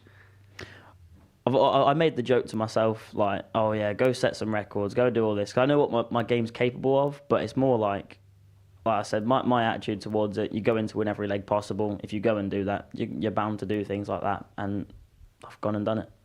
Different pressure, though, tonight? I don't know. I'll keep it the same attitude I've kept it for the past 2 days. Yes, there's a crowd, but I'm not bothered about all that. I'm there to go and throw some darts, and if it goes well, it goes well. What would winning this tonight mean to you? I suppose it'd be another feather in the cap of a very good year. Yeah, absolutely. It'd be another checklist off the achievements. Hopefully I can go and do it. If not, I'm sure I'll get another chance at some point, and I'd absolutely love to do it. I get the sense you're someone that just takes everything in their stride. If it doesn't happen now, then you believe that the process will take you there at some point. Yeah, no, absolutely. At the end of the day, everyone from Thursday and Friday, and including tonight, everyone's got the game to go and do it. If they go and produce the best game of their life, then they'll go and do it. And at the end of the day, it's all about doing it on that day compared to doing it once, twice, and whatever. Right, wish you all the best. Go well. Tyler, good luck out there. Thank you very much. No. Good choice. It's Tops for the win. Tops to seal a second consecutive 4-0 win.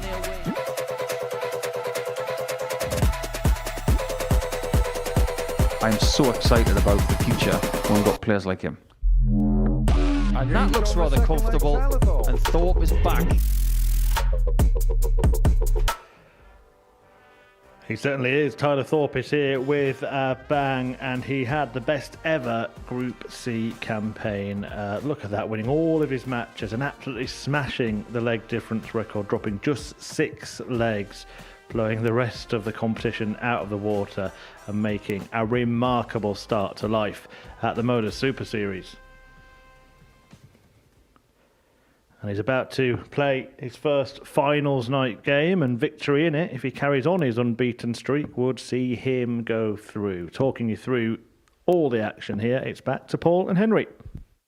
Yeah, thank you very much, Murph. For Tyler Thorp, brand new territory for him, but he's taken everything in his stride so far here at the Live Lounge in Portsmouth. For Harry Ward, the 28-year-old four-timer weekly semi-finalist in the past. However, if he's going to stand a chance of making it through to the Final Four, he has to win this game. Defeat would send him home.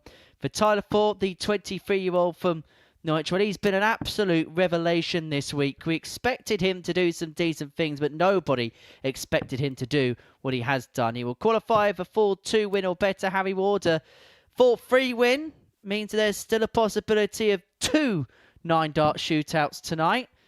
As for Tyler Thorp, well, any win would see him qualify into the semi-finals later on this evening. He's certainly been explosive this week, Tyler Thorp, and that shirt that he's wearing tonight looks rather reminiscent of TNT on the back. But who is going to be the last player standing on this Saturday evening? Tyler Thorp's the big favourite, 2-1 with the bookies. Before a dart was thrown this evening to throw the last dart of the night.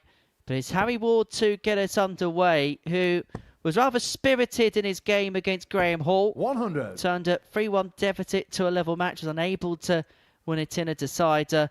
but we suspect he'll need to up his level against Tyler Thorp. But again, we're going to 81. ask that question, what we're going to see from him on Saturday night, and whether he will take that in the same stride he has done all week. Yes, but on Thursday 100. morning, there were people saying, how's he going to respond when he plays on a stage under the lights? And then he answered that question rather vividly. 60. I genuinely believe him when he says he's not bothered if people are here or not. And it's not just on the hockey 100. where I think he's dealt with things amazingly. Because of what he's done the last few days, he's had to do a lot more media commitments than a lot of other players tend to need to here. And he's taken every single thing in his 82. stride. Oh, he's absolutely sick of the sight of you. Well, he's not the first or last person. And he's sick of the sight of me. That also means that when he's 100. on the dartboard, he doesn't have to do anything like that. He's approaching it the right way. There's a great deal of escapism in playing competitive darts because 45. nobody Aliyah can intrude on what he wants to actually do. Well, Harry Ward may intrude in this opening leg. Double 16 for 101 Each on the checkout first leg, Harry to get Ward. himself up and running. He was hit by a 101 checkout from Joe Murnan in the opening leg of his previous match. Game on. But he has repaid that favour to Tyler Thorp there. 100. I think a lot was made of the fact that he only lost one leg on Thursday. Only lost 5 on Friday. 140. Very different scheme of things here. It's just about getting wins. And let's say he does go on to beat Harry Ward and win the next 3 in the weekly 91. title. In Champions Week, he would have an opportunity of breaking another record. But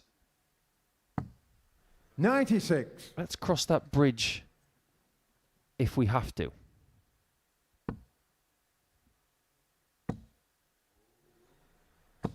More like it. 140. Concentration around that treble 20 has been really good this week from Tyler.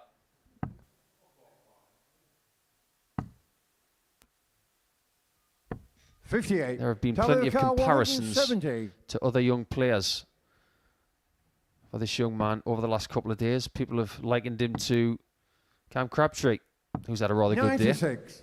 at the Grand Slam.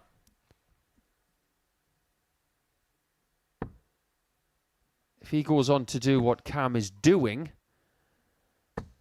60. Tyler Thorp, welcome to the 74. darting universe, Tyler Thorp. 74 to equalise. He does like tops. He's left it all week on purpose. 54. Ward's got an outside chance of a 2-0 lead. 147. Well, this really would be a sucker punch. Not to be on this occasion. If he's going to win this game, if he's going to qualify through by winning this game, Harry Ward, he does have to find a 97. break at some Tyler point. Thorp, Has 20. to win 4-2 or better to qualify through to the final 4. Game Tyler shown the Thorp second on leg, the Tyler board, Thorp. having pinned that double 10. And they're back on level terms Third at leg one out apiece. into And it has been a first. very good Game night on. for players that have plied their trade at the Super Series, whether it be this year or on the not too distant past. As you mentioned, Cam Crabtree beating Johnny Clayton. Nico Springer is beating Gary Anderson 134. this evening. We saw Lisa Ashton push Jan van Veen all the way to a last leg decide. Alex Spellman takes on Luke Humphreys tonight. Bo Greaves 100. takes on Michael Van Gerwen. Connor Scott got the better of Dal Gurney by 5 legs to 4. 140. Big H is turning up the heat here in leg 3. Sending a message to Thorpe as if to say, you're not going to break me. 121.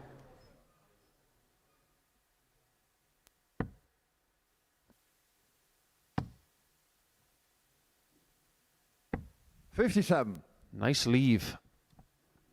But another 2 treble visit could get Thorpe to a better finish.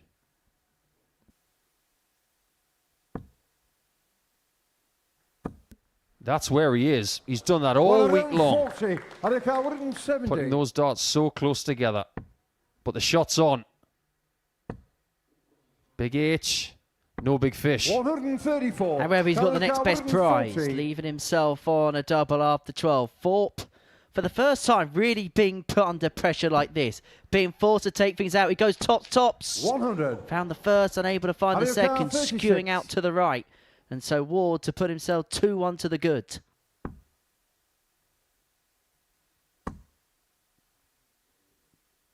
What a dart from Big H. This is a great game. Tyler to through first. I'm surprised that Tyler missed the second double top by so much. But that third dart from Harry, 140. mightily impressive to nestle that underneath the other two.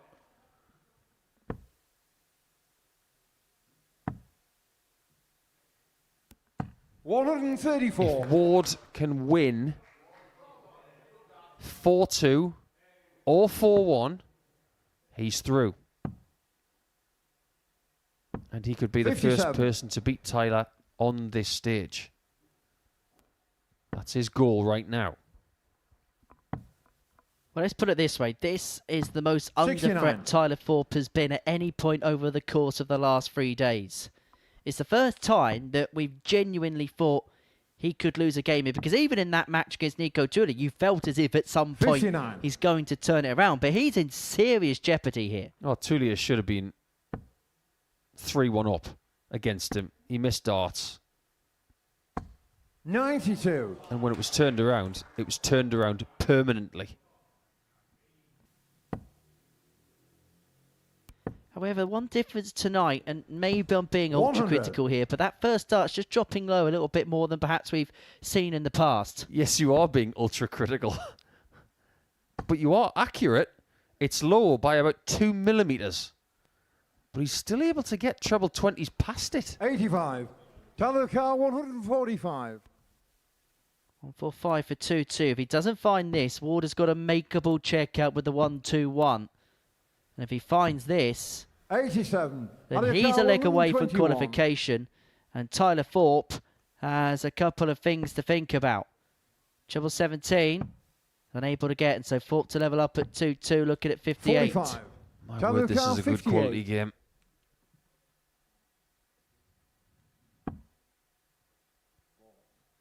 Okay, has to acknowledge a missed single. Only one. 38. Carr, He has not been 3-1 down all week. He has not lost 3 legs to anyone. Anyone. 56. Tyler Carr 20. It's still the case. Well, Tyler Thorp is beginning to live a little bit of a charmed life in this contest. Game shown the Finds the fourth double way, 10 Tyler to Thorp. level up at 2-2, but he will know he should be This way, 3-1 Harry, to down. do first. And more importantly, Game on. Harry Ward knows he should be 3-1 up.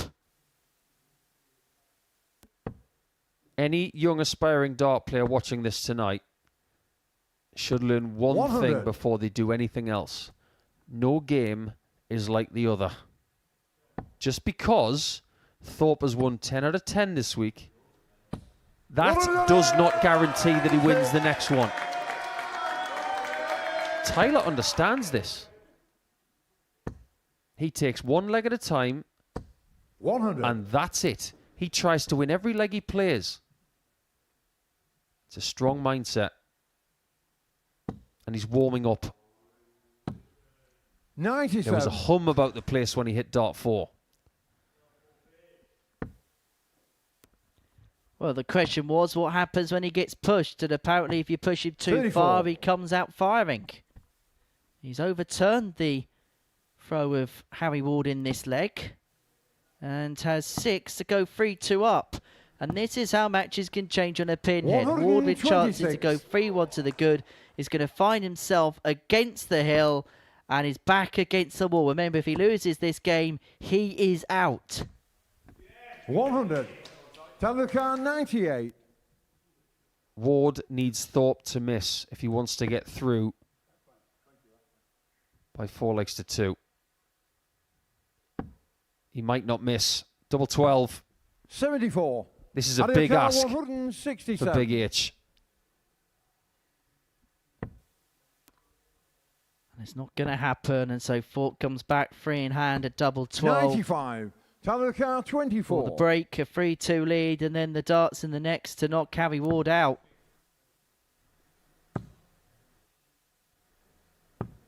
No score. It's not there. It clips 72. the wire. Ward breathes again. We have not seen that much in the last 60 hours or so. What are we seeing here? A 3-2 lead for Ward. 52. It's the same spot at tops. He could have won this game by now. Oh, this is getting tense and nervy, Inch on the but fifth Tyler leg, Tyler Thorp Thorp. manages to eventually hold it together to get a Sixth break leg, of Tyler, throw. the 3-2 he first. leads. That's Game his on. little pocket of support to the right-hand corner of the auditorium. There's not been too much to cheer about as far as Tyler Thorp is concerned so far this evening. It's been 91. more a professional job than anything else, but he's 3-2 up, darts in hand to get over the line here against Harry Ward. 98. What if Harry wins the next 2 legs then? Then the double 9-dart shootout is on. But this guy is TNT, and he has the fuse. If you say TNT any more times, Nico, they'll accuse you of being Dan Fletcher. 98.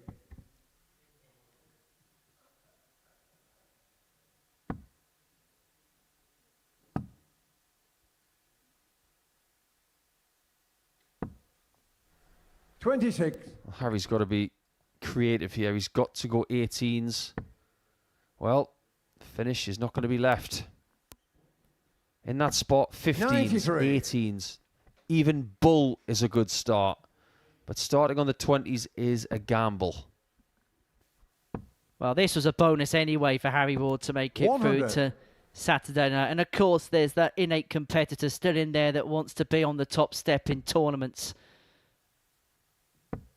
As much as he would have enjoyed the experience, he may not 55. enjoy Tyler what's Thorp, about to come. 104. Tyler Thorp looking at 104 to book not just his, but Graham Hall's place into the semi-finals. He'll be hoping to come 48. back for more. Harry Carr, Ward, it's Hail Mary 157. time for him. Yes, 57. Well, a movie called 133. Hail Mary Tyler with Carr, Ryan Gosling was 56. actually filmed in Portsmouth earlier in the year.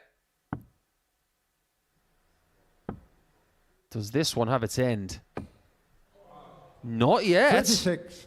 Harry Carr, 24. Harry Ward is just about still breathing in this group. Getting shot on the sixth leg, Harry Ward. Takes us all the way to a last leg decider. He's been very plucky, hasn't he, Semi-final leg, at Harry times this this evening. Game on. Has had to withstand misses from his opponents. But the misses have come, and he has the throw in this last leg. And if he wins it, the possibility of a double 9-dart shootout is very much on the cards, very much on the 140. radar. They've both been dodging bullets. It's like they walked into this place in black trench coats. 57. Like Trinity and Neo.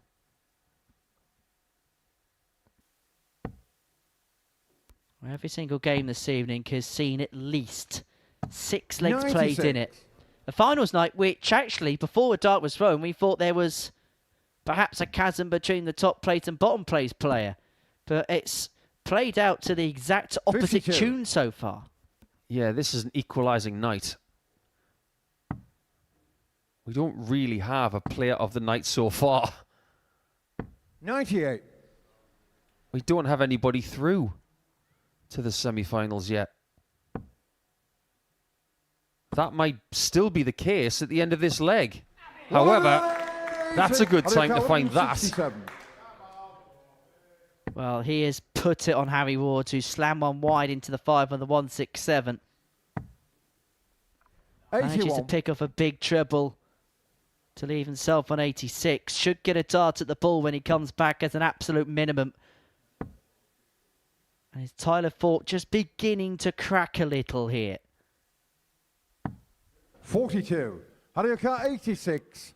This is to stay in and to be the first person to beat Thorp this week. He gets a chance.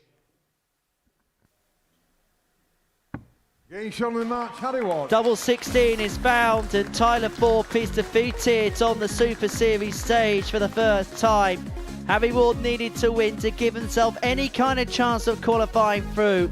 He has to sit and wait. He is going to throw more darts this evening, but we don't know whether that's going to be in a semi-final or a 9-dart shootout as of yet. He will sit and await his fate. Alex Small takes on Steve Green in the final match of Group 1. That's in a couple of moments' time.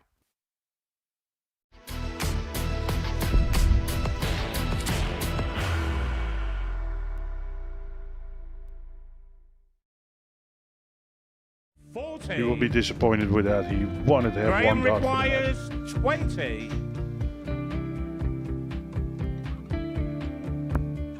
Green Musher wins the first game of Champions Night, and it was an absolute ripper.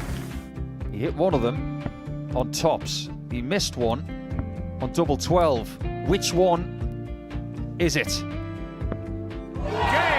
It's the hit! Outside opportunity for Andy Hamilton. Van der Velde should be getting a match start again here. He's already had one. Mr. Dart at tops for the match to win 4-1. And the Dart at double 16 gets the job done there for Jurgen van der Velde. He gets over the line with a 4-2-6. Did he go for the tops, or did he just overshoot the single? Jimmy doesn't care. Jimmy just looks to eat this up to make the semi-finals for the second time. Adam Gablas has been eliminated.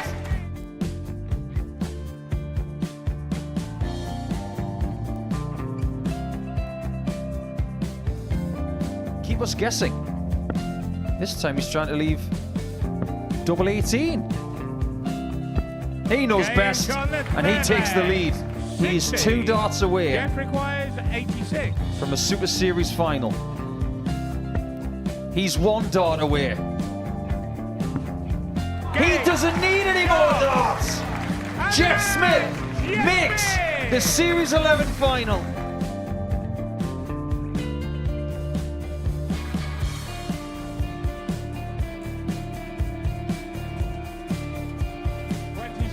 Is Usher losing his cool a little bit here? Oh, absolutely. Right now, I'd say the head's gone, and you don't have long to recover. It is very, very short format darts. Vansky's halfway to victory. He only needs one more. Jimmy Vansky is yet again into a Modus Super Series final.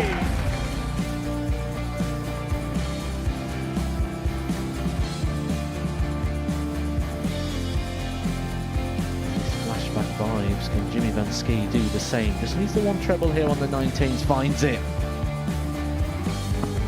For the ball. 101! Oh, unlucky.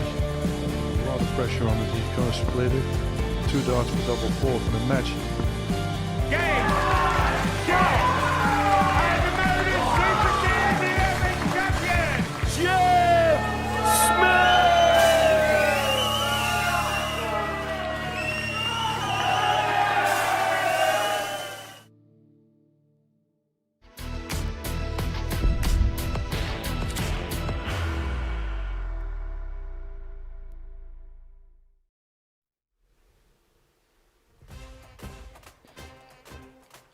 Something stirring here at the Modus Super Series, a possibility of not 1, but maybe even 2 9-dart shootouts. This is the situation in Group 1 going into the final game of it. Alex Small taking on Steve Green. If Small gets a victory here, if he gets 3 legs rather, he will go through.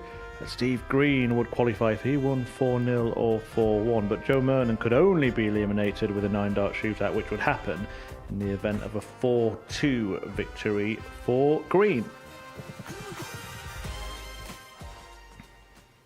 Yeah, and the fixtures in the other group were both 4-3, so if we had a 4-3 scoreline in that group, then we could have a 9-dart shootout in both groups. Did you ever imagine we could see something like that? Could happen tonight. and Paul Nicholson and Henry Deacon will be totting up their overtime. Over to you guys.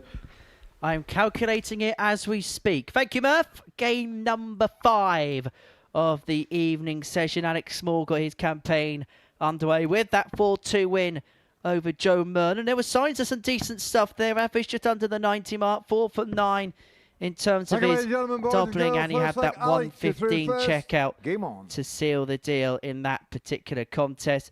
Up against Steve Green, for whom it started so well in his game against Joe Murnan. Raced into a 2-0 lead before losing 4 on the spin, and Alex Small wasting no time in getting the game's first max.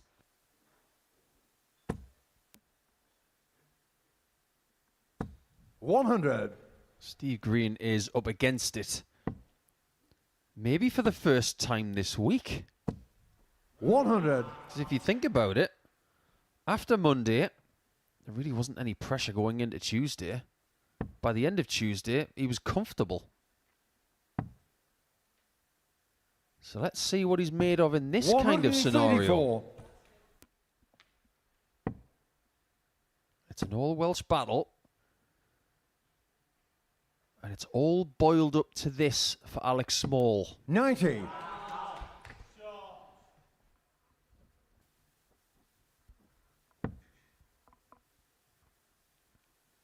Right, Small out the traps, the quickest of the pair in this. 59. Out of your car, Opening leg, looking at 131. 1-3-1 to take the lead. Be back-to-back ton plus checkouts. If he can find double 16 just on the inside wire. 115.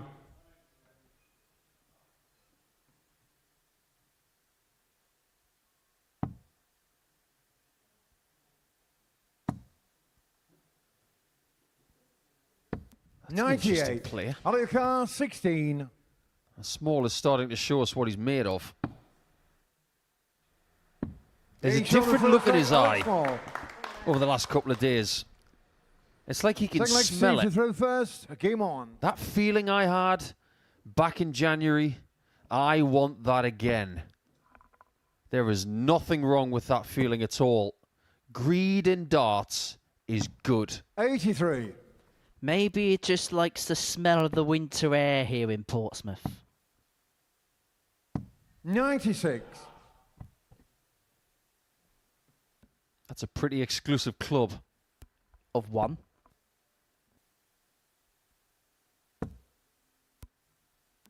Having said that, 100. Steve Green's first visit here has been rather good, hasn't it? But everything's changed over the last couple of days. He's gone back 46. under the radar. And now he's in everybody's sights. So what can he do with it? If he keeps firing in that first dart right there, you sense that things could be 140. rosy. The magical number is 4. He's got to win the next 4 140. legs to qualify outright. If he can win 4 with the loss of 1, he's not in the semis. None of them are. 58. Steve Green at this present moment in time is a man that's walking across a tightrope. But as he approaches the end of it, he 99. sees somebody See the put car, a lighter on 120. said tightrope. He's got to find a way to the other end quickly before he runs out of lives. Looking at the 120, looking at tops. 80. And Alex Small looking at the same equation for a 2-0 lead. But with a very different angle of attack. And he doesn't get a shot. He's been 88. using that See the weapon count, down in the 40. 48 section quite a lot this week. But Green has been hitting shots like this. That might be the worst start at tops he's had. Can he rectify it? To his credit, he can. That's a great shot. Well, how often do we say in Third leg, sport, Alex, the sometimes it's first. not about Game on. the mistakes you make, it's how you come back from the mistakes you make. And that's exactly what Steve Green has done there to level this 60. game up at 1 apiece. Evan first dart, but recovered well with darts 2 and 3. both Tyler Thorp and Steve Green came into Saturday having won 10 games in a row. Both lost. 97. And what did Mike Tyson say? I think it was Tyson anyway. Everyone's got a plan until you get punched in the face. Well, metaphorically speaking, Green and Thorpe have been punched in the face. 57. Let's see what they do with it.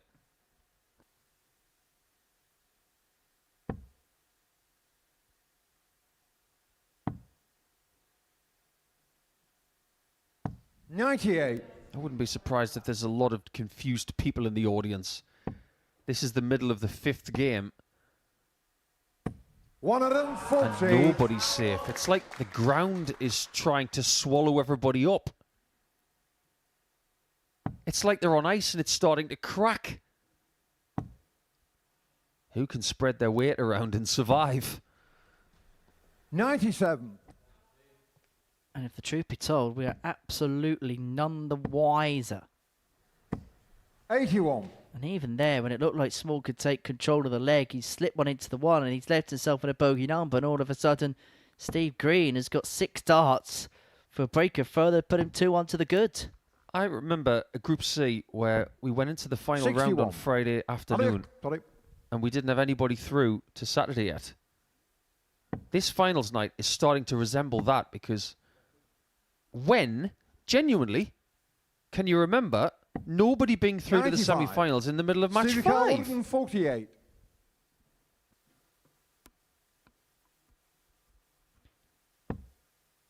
However, the opportunity that Steve Green was presented a couple of moments ago, he has not made any kind of use of.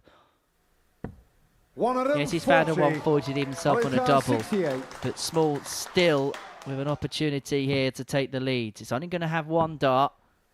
And that 1 dart's going to be a double 18. 50. And that goes on the Silica inside. 8.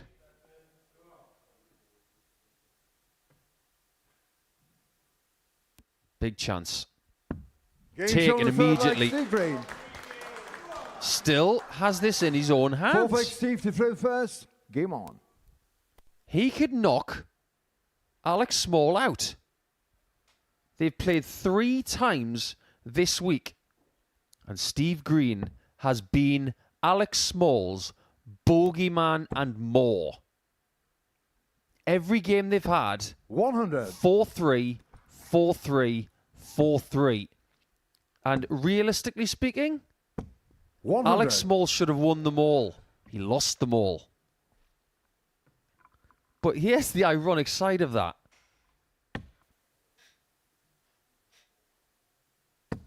a 4-3 loss right now. It's not that bad. 55. Because it's still enough a margin for Alex Small to have 2 points and a positive legs difference. And that 60. Good enough for a place into the semi-finals. Well, even 4-2 means that he'd have the worst case scenario of a 9-dart shootout. One of possibly 2 we could have tonight. 140.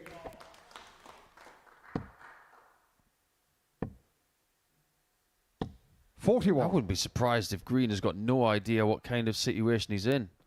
He's a debutant. Small has been here many times. He knows a thing or two about Saturdays. If Green wins this leg, 58. It's all on the next one. And in some weird way, you'd almost feel as if ignorance would be bliss for Steve Green in this particular scenario. 100. In order to play properly, it 148. is. Knowledge is not power. In this situation, you're just trying to win every leg you play. Should move. 58. This is still a coin flip leg. Everything's still open for interpretation, but Alex Small, 140. that 2 treble turn has forced Steve Green to take this 98. And he may only get a dart at the bullseye here to put himself 2 clear and to have him 1 of the semi-finals. Remember, he has to be perfect from this point onwards. 65. He hasn't found the ball. And so Alex 60. Small, to guarantee that whatever happens come the end of this game, he's going to be throwing more darts. He's looking at 60. Tops would mean the worst case scenario for him would be a 9-dart shootout. He's going to be throwing more darts. How he's going to be throwing more darts, we don't quite know yet. Fifth leg, Alex is through But at first. 2-2, the possibility of a 9-dart shootout is still very much on. 79. The pressure is off Small right now a little bit. The pressure is firmly on Steve. Small's worst case 57. scenario is Green's best case scenario. 135. It is a strange position that Alex Small finds himself in now, because he knows he's got something to fall back on. And I suppose there is a danger that he could be a little bit defensive as a consequence of it. 59. I know what you're saying, but the way he plays the game, I don't think he has any defence. 54. If he was a central midfielder, he wouldn't have a clue where the defenders are behind him. He'd be constantly passing it forward, which wouldn't work in rugby. 100. Shouldn't really speak to Welsh people about rugby at this present moment in time.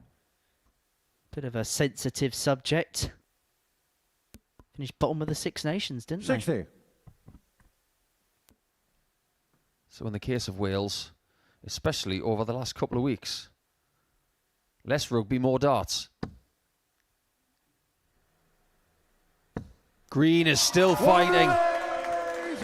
What an impressive maximum that is. And that's his first of the contest, just when he needed 93. something to happen. Supercar 105. He needs to back it up.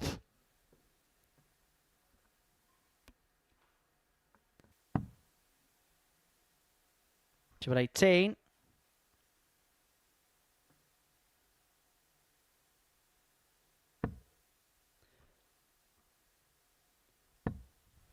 $99.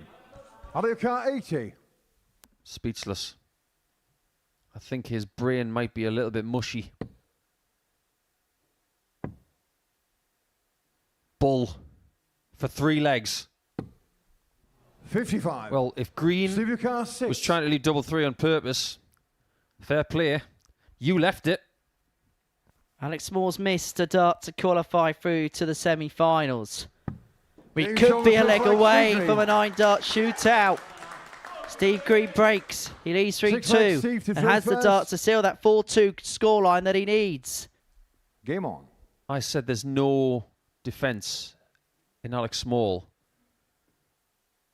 But there's been a discussion over the course of 2025 about the possibility of people putting defence in their game to try and distract their opponent with what they leave. 60.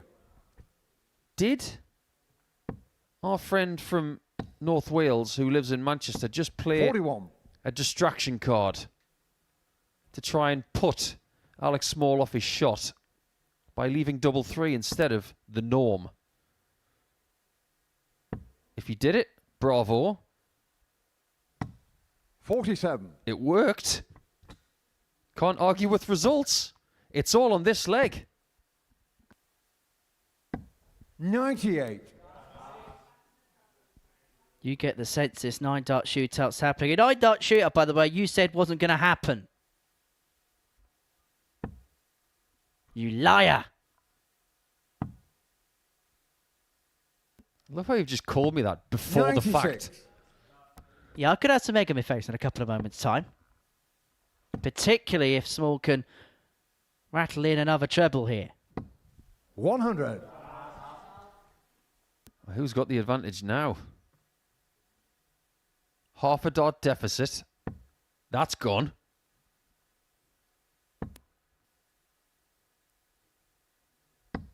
That was a 98. sensible switch. That made a lot of sense. So does this. 162. Seriously impressive. Banks a Rob Cross special. And he is going to get a chance to get that third leg after all. 82. Out of your car, 100. That could be a major slip. Tops. 10s. There will be no 9-dart shootout. And Alex Small is into the semi-finals. You can see the puff on his cheeks. You can see exactly what that meant to him, because he knows that he could have found himself embroiled in a situation and scenario that no player wants to put themselves through. Well, here's a lesson to young people who are scared of the boogeyman. Open the cupboard and say, come and get it then, because I'm going to slay you. 80. Green has been genuinely the player that has kept Alex Small awake this week. 60. And after everything that Steve has done right, he's had a wonderful first week here. Memorable. But the last laugh goes to Alex Small. And here's the weird thing about it. He could lose to him 4-3 4 times. But Alec could be the one in the semi-finals. 100. And that result means that Alex Small has topped the group, meaning that he's going to have the advantage of throwing the opening semi-final. 100.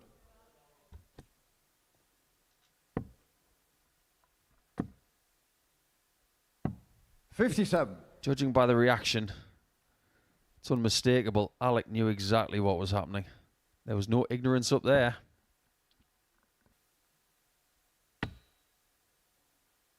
Well, it's been a great debut campaign for 125. Steve Green, but even by winning this game, you'd be on 2 points -1. Joe Murnan will be on 2 points and a 0 legs difference. Car, and 56. Alex Small, even with defeat in this game, would be on 2 points and a +1 legs difference. He's had a valiant campaign. There's been plenty of positives to take. 46. May not end with a win if Small finds the 1-2-6. Does he end the group with a last laugh? 54. It might be that Supercar laughable 10. 4-3 situation again. 2 5s.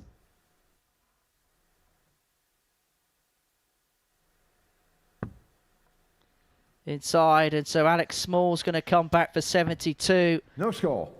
To car, wrap this 72. match up and to make it 2 wins out of 2.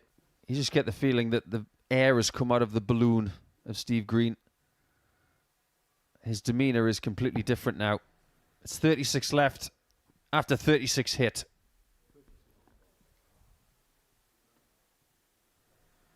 Double 18, it's fouled, and it's 2 wins out of 2 for Alex Small. He's into the semi-finals with an unblemished record. He gets the better of Steve Green by 4 legs to 3, and the pair, well, they have a real nice exchange at the end of that particular contest. Small winning in a last leg decider.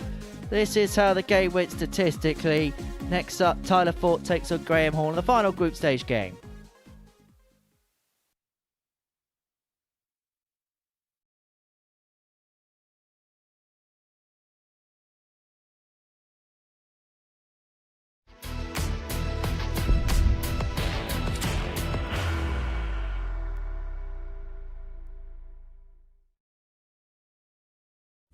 You will be disappointed with that. He wanted to have Graham one dart. requires 20. Graham Usher wins the first game of Champions Night, and it was an absolute ripper. He hit one of them on tops. He missed one on double 12. Which one is it? It's the hit. Outside opportunity for Andy Hamilton. Van der Velde should be getting a match start again here. He's already had one. Mr. Dart tops for the match to win 4-1. And the Dart of double 16 gets the job done there for Jurgen van der Velde. He gets over the line with a 4-2-6. Did he go for tops, or did he just overshoot the single? Jimmy doesn't care. Jimmy just looks to eat this up to make the semi-finals for the second time. Adam Kaplas has been eliminated.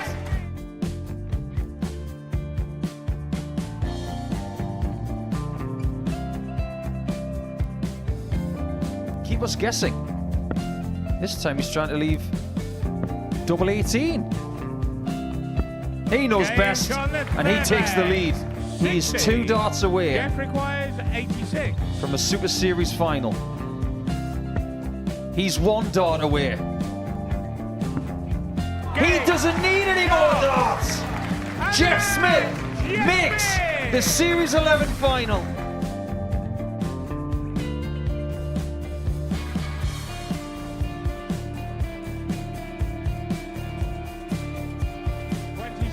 Is Usher losing his cool a little bit here? Oh, absolutely.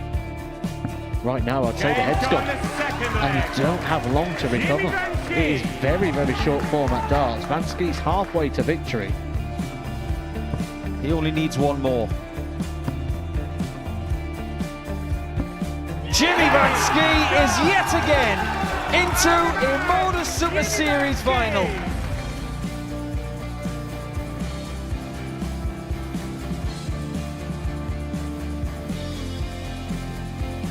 Flashback vibes. Can Jimmy Vansky do the same? Just needs the 1 treble here on the 19s. Finds it. For the ball. 101. Oh, unlucky. A lot of pressure on it. He's going to split it. 2 darts for double 4 for the match. Game. Shot. And the Modus Super Series 11 champion, Jeff Smith.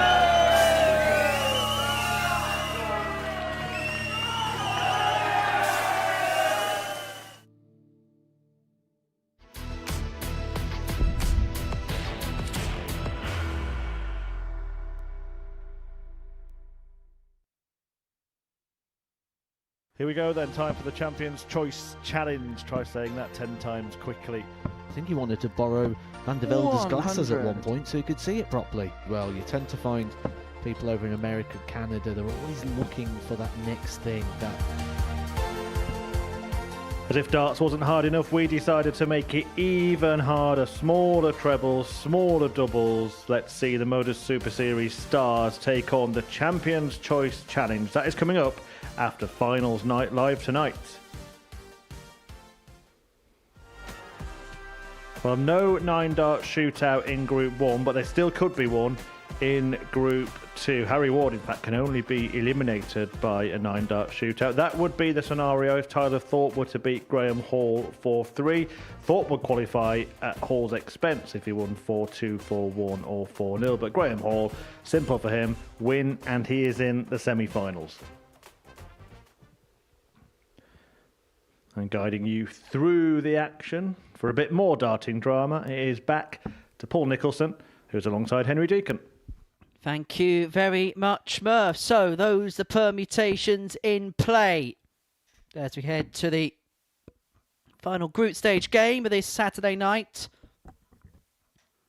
One more game before the knockout action gets underway. And for Tyler Thorp, we're going to see how he's going to react to his first loss on the live lounge stage, having been defeated by Harry Ward by 4 legs to 3. Who's going to be a very interested spectator in the background as this game develops. Boys and girls, first leg Tyler to through Against first. Graham Hall, who already has a win to his name. And for the first time, is TT, who finds himself on the back foot. 100.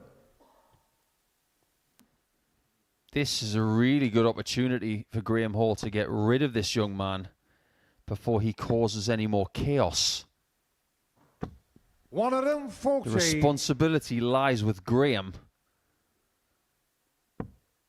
Because if Thorpe gets through to the semi-finals, 131. he could be a nightmare for the rest of the night. Graham knows that if he can win this game and eliminate Thorpe, he will be the favourite 60. to get this weekly title. Now, bearing in mind, the first time he played in this building was in a Champions Week. Because his first weekly title was all the way back in Series 1, week number 3. And the person he beat in the final has gone on to rather good things.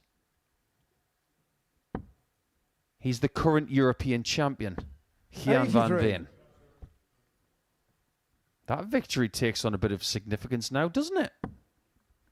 Well, both players who went on to win their tour cards in the 43. January thereafter.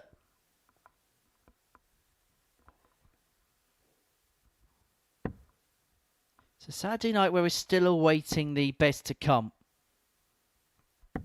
58. It's fair to say that there's been a lot of cantering going on. And not many gears being put through at this present moment in time. 99. No one's really been Turn the able to car put their foot on the 160. gas and really impose themselves on this Saturday evening. The tension is thick in here, and throwing darts in this atmosphere is difficult. That's why we're getting the standard that we've got. 60. Tyler Thorp, 88. So 88 here for Thorp to take the opening leg. He's going to get 2 darts in his hand, a double 14. He's on the first And leg, that's a Tyler clean Thorp. kill, and that's the first leg on the board. Second leg, Graham to through first. Game on. You know that thing I said about Graham trying to get rid of Thorpe in this last group game? Well, the same is the other way around. 57. The favourite for the week before a dart was thrown was Graham. He's the one who's attained the highest level this week. He's got the 2 biggest averages of the week. 57. If Tyler can get rid of Graham, then who's the favourite? It's still TNT. Well, effectively, Tyler Thorp had to do what he's been doing all week, and that's win 4-0, 4-1. 84. All of a sudden, what's become rather comfortable has become a bit more of a necessity for him. But again, there's those darts that are dropping 58. just lower that treble 20 bed for him. And we're talking about the tiniest of margins. He lifts that dart by 58. 2 millimeters, maybe 2.5. We're talking about 180s for fun. 140. So much room left in that 60 when he hits that 140. That's why he scores the way he does. Some people can hit the treble 20 and make it look bigger. 92. Well, that's the pocket of support that Tyler Thorp has with him in the auditorium this evening. And they're looking rather pensive at this present moment in time. 79. Did you see what the social media team posted last night about Mr. Thorpe? When he hit a good shot, they called him Kai Havertz. Which is ironic because Kai Havertz hasn't had a good shot for a couple of years. 135. Tyler Thorp, 167. This would be a good shot.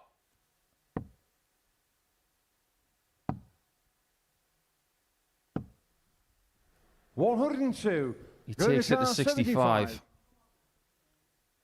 Hall might be forced to take this one out. 2 double 18s. Way too low. 39. Tyler Now he Thorp, has 65. hit this with a bull first this week. He's going to have to do it again. It's going to be 3 double 6. Oh, my word. This is different. But it's He's on the effective. second leg, Tyler Thorp. Racking my brain. I don't think I've Tyler seen that in a through very first. long Game time. on.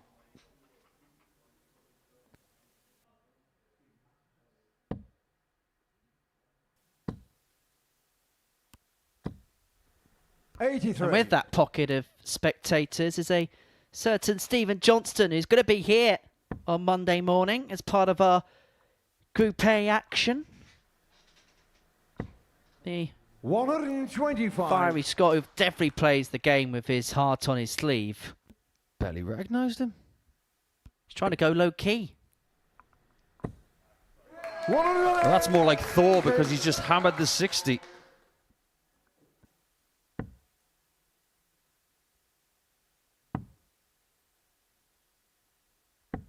$57. Hall's in trouble. After everything that went right in Group B, it does boil down to this. Thorp has been warming up a 60. little bit. And G-Man is starting to wane. Well, we are approaching Christmas time here on the South Coast, and Tyler Thorp is looking to deck the 40. hall. I'll give you that one.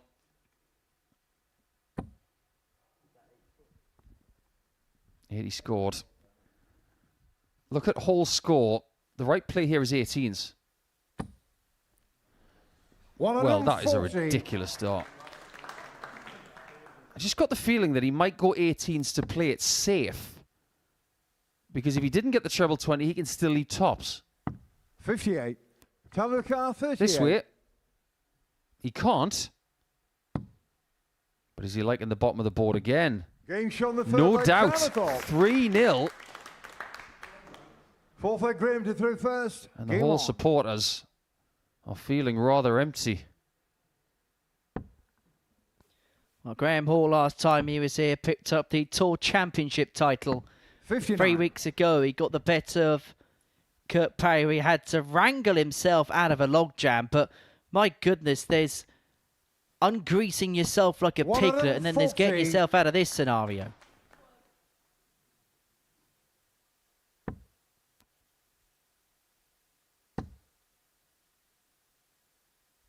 $60. A picture can tell 1,000 words.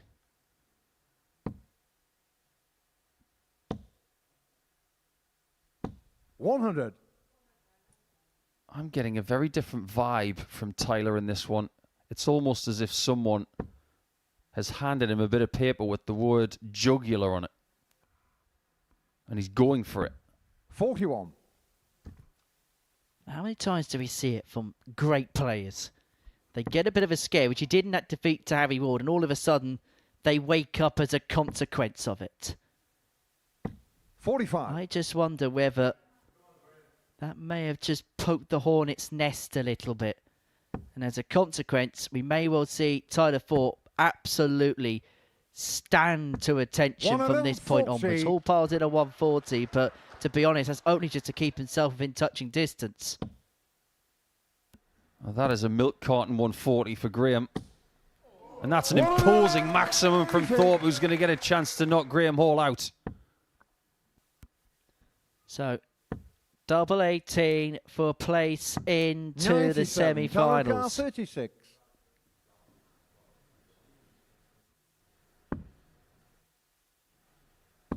Game shown Tyler the Thorp Tyler is Thorp. 2 games away from glory on his Super Series debut.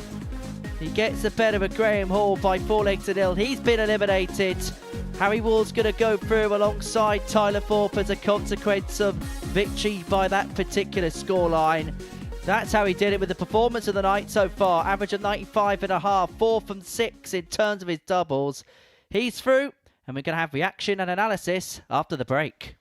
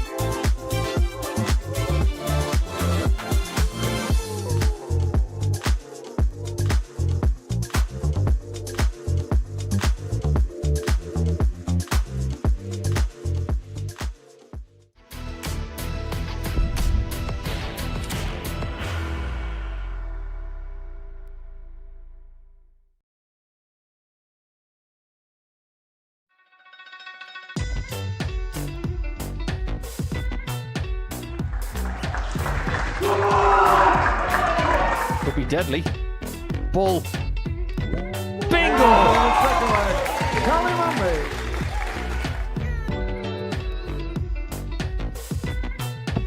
It's on though. And it's there. On the full flag, John O'Shea.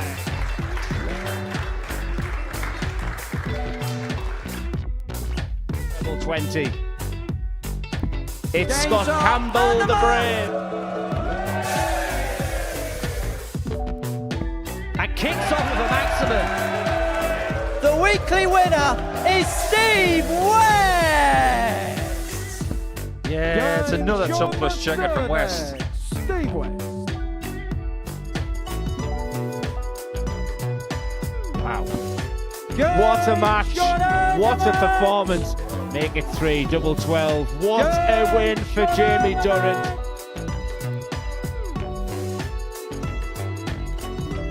Oh, what a shot! Darter. That's incredible. The group is his.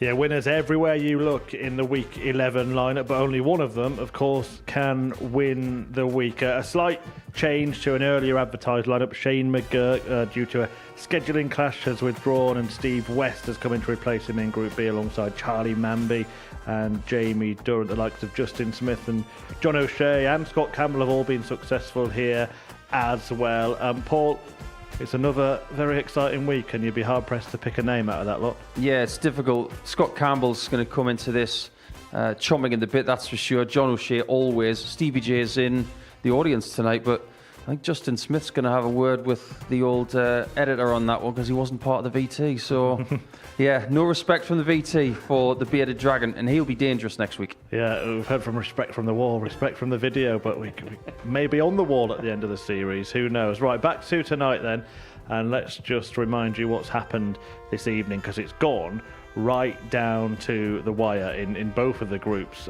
Went to the final matches in each of them to determine which players would be going through. We were very close, Paul, to at least one 9-dart shootout. We didn't end up with any, but I suppose that Tyler Thorp's 4-0 win over Graham Hall was a statement showing that we were waiting for from somebody tonight. Yeah, we've been asking questions about Tyler all week. Can you start well? Can you play well under the lights? Can you sustain your start? Can you do it when there's people here? Can you do it when you lose? He's answered them all. And to take care of the person who was favourite at the start of the week and emphatically take him out, it was a mix of what we saw in Group C. Mm-hmm. He played well. Unfortunately, Graham didn't. And he was just getting too frustrated with narrow misses outside the treble 20. And ultimately, it was another 4-0 victory for Tyler. Let's go back to the other group. Alex Small, that was a dramatic way to end, wasn't it? And he was mightily relieved. Yeah, you and I have been here a lot over the last 3 years, and we've seen many situations where people are owned during the week by a certain player. And then come Saturday night, they get their own back, don't they? Well, weirdly, when Alex Small got to the third leg that he won, he knew that he was through. And I suppose the way that Alec thinks about this game, he thinks about the things that go wrong first as opposed to the things that go right. And he's had sleepless nights this week because of Steve Green, but he's had the last laugh. And he's now got that weight off his shoulders saying, right, okay, I got rid of this guy. What can I do next? He'll be reinvigorated now. Yeah, a bit of a spring in his step as well, I feel, on the stage tonight. And, just a bit of sort of backstage secrets spilled here. He spends more time practicing on that stage than any of the other players any Saturday night, doesn't he? He is his own type of player. Now, when Matthew Ed goes here, I heard from a very reliable source that he didn't get off the board for about 90 minutes. You've got to do what's right for you. Now, some players will sit down and they'll put in 10, 15 minutes and get ready. Some people, they're a little bit more unsure as to how their preparation needs to work. So the crux of that is, I'll just keep throwing. But some people want to throw on the board that they're wanting to compete on. So if they have the chance to get up there and practice, they will do. And it seems like Alec is one of those people. Joe Murnan, you said at the start of the show he had the most to do, arguably. How impressed have you been with how he's gone about that task? superb experience from Joe, and I am surprised at what he's done here this evening, because I didn't think he was in the right nick to succeed. But the way he started his first game and the way he doubled, his biggest weapon is double top. When that clicks, if he gets enough chances, he can be a really big weapon at the top of the board. He's done a really good job. I'm really pleased for Joe, because he doesn't blow his own trumpet. He's not someone who is, going on social media and saying, look at me. He's an old school player from a very strong part of England, and making the semi-finals is a big deal for Joe right now. Just a word on Steve Green, because he does depart us after the group stages. He's been competitive tonight, but how proud should he be of his debut week here, particularly that showing in Group A? He should be immensely proud of himself. He's talked a lot about how long he's played the game, and this is the culmination of his hard work. This is the end of 2025, and now that he's made that statement, I'd be amazed if we don't see him again. He might even go to Q School off the back of this confidence and get a tour card. Who knows? But I would be amazed if he doesn't get a tour card that we don't see him again in 2026. He will be very pleased when the dust settles after what he's done. It just didn't work on Saturday night. Yeah, that's Group 1 wrapped up. In Group 2 then, look, let's talk Tyler Thorp again, because, well, I'm going to ask you, when he went down in that first match, was there a concern that maybe the hype had been overplayed by people like me and you, and that maybe it could have got to him a little bit? It's a new situation, isn't it? He's played plenty of games on this stage, but not in front of the audience, and it is a little bit hotter out there when there's more people in the room. So he did have a few messier darts than we've seen from him in the previous 10 matches he played. But credit goes to Harry Ward. He's got that shot. He takes it out, and he is the first person to beat him. So we can accuse some players from Group C of not taking those shots out when they had the chance, and Thorpe was given the second opportunity to rid them of getting a win. But Harry did his job, and then after that, we asked the question of Tyler, and he had a vivid answer. If anything, losing has made him better. Yeah, in that match with Graham Hall, I was thinking, look, this really, it looks like a potential 9-dart shootout, and almost that was the way that Tyler was going to get through, but he doesn't win 4-3, does he?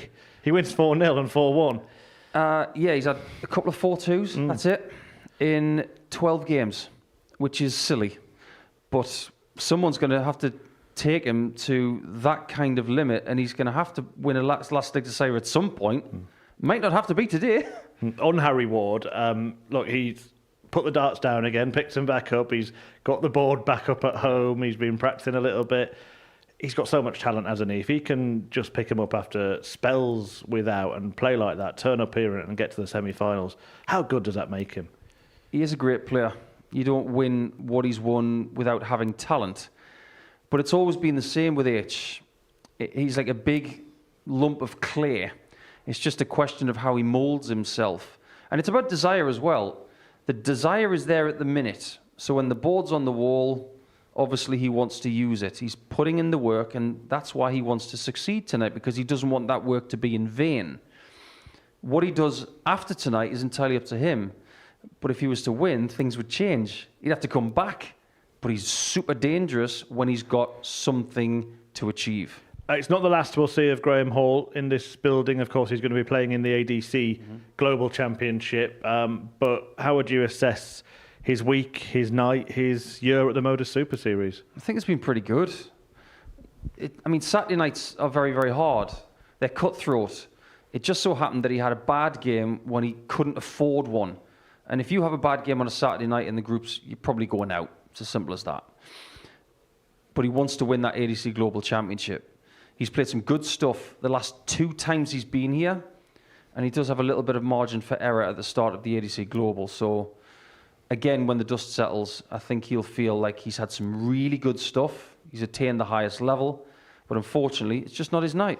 Yeah, that ADC Global Championship, by the way, live here on Pluto TV from the 1st of December. Right, back to tonight then. Let's remind you of the lineup for the semi-finals, and it is going to be Alex Small against Harry Ward in the first one before Tyler Thorp takes on Joe Murnan. Look, first one has that nice, fast, rhythmic feeling to it, but based on what you've seen from both players, who do you expect to come through?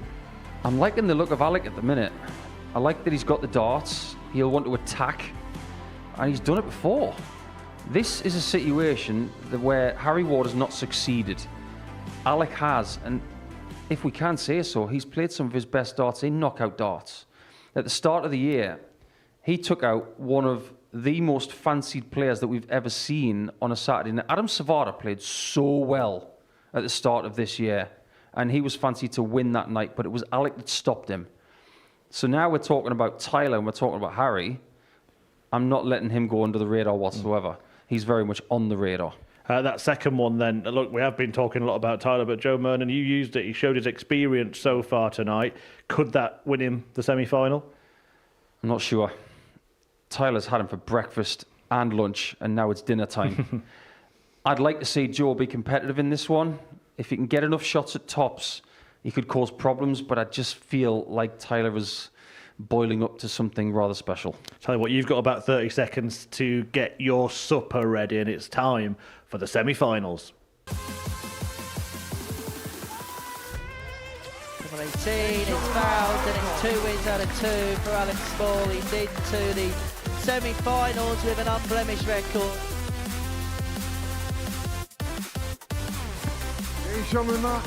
Double 16 is found, and Tyler Thorp is defeated.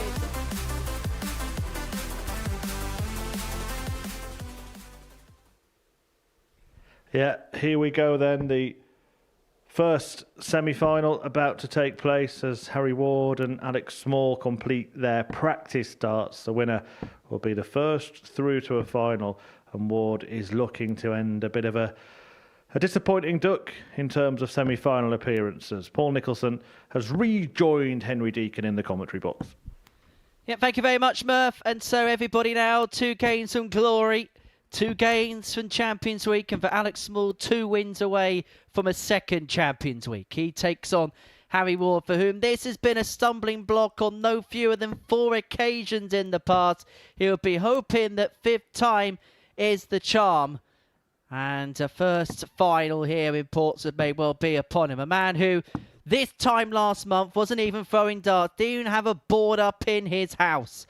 But my goodness, how talented a man he is. We know how good he is, and when that hunger is very much in the belly, he can produce some special things. But Alex Small himself, a prodigious talent. He's not Small, he's Alec. As one of those in the auditorium said. 140. But he's looking to make a big step, a big stride in this semi-final towards what will be a second Champions League appearance for him. As for Harry Ward, well, you just get the sense he's taking everything step by step. 140. Come on, Henry, he's not a new kid on the hockey. But he's not an old hat either. 57. Somewhere in between. But these guys are very similar in their doubling department tonight.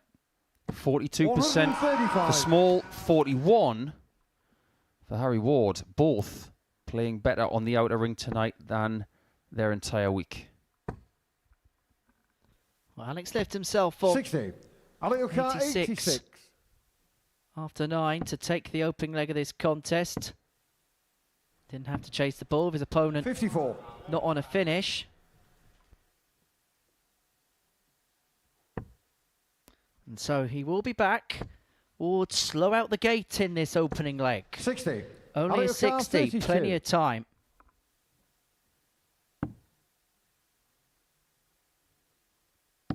That is a great dart. Second leg, Harry to What more is there to say? That is a splendid shot.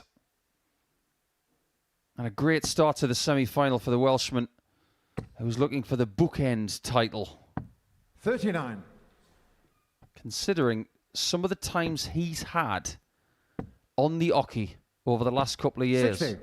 there have been highs, there have been lows. I remember he played in a Group B, I think it was at the beginning of last year, and he looked lost. 91. Over the last couple of days, he's been reborn.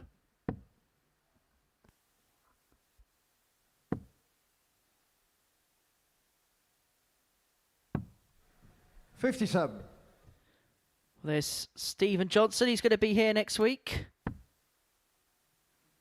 Looks like he was part of a covert operation because as soon as we showed him on the screen, everyone was putting placards in front of his face as Ward piles in the game's first maximum.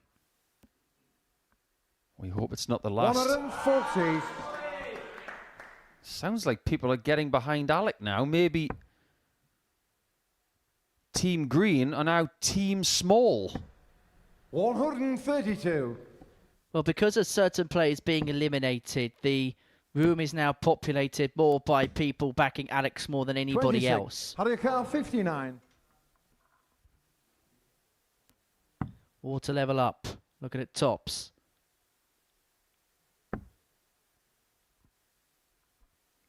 Level up is what he'll do, and he'll do so in 5 visits. Good quality game so far. We are not going to get another nation into Champions Week. But we are going to put another check mark next to England or Wales. 60. Could be multiple Welsh players into Champions Week. It's already multiple English players. And then there's Neil Duff, the only person 83. from another country who has made it. And this series is all about people with experience winning again. 96. Well, Neil Duff is the closest hint of anybody from overseas appearing at Champions Week in this series. He's very proudly 82. Northern Irish, however, these days resides in Winterthur in Switzerland. What's with Alec being called Hendo Jr.? That's new on me. It's a compliment. 156. I didn't know about it, though. I've got absolutely no 60. idea how there's any kind of remnants of Alex Small and John Henderson. Closer to Jordan Henderson than John Henderson. 87. Harry 96. He's trying to put one big foot closer to the final. 99. 87. He is all out attack right now. There's no reverse gear. It's all foot to the floor. It's the only way he knows how to play this game is to play it on that front foot. Can he put his best foot forward here? He's going to have 2 in his hand, a double 4. Now double 2. 7. Inside. This could get very dicey for Alec here. He's left on the madhouse, his opponent on 152. Got to bulldoze the 60. He gave it a chance. That was a well-thrown shot. 100. Harry 2. This can't be low. Ward has done nothing but gain in the last minute. No score. Harry 52. It can never be low. You can afford to be a little bit high. Ward can strike. Double 16.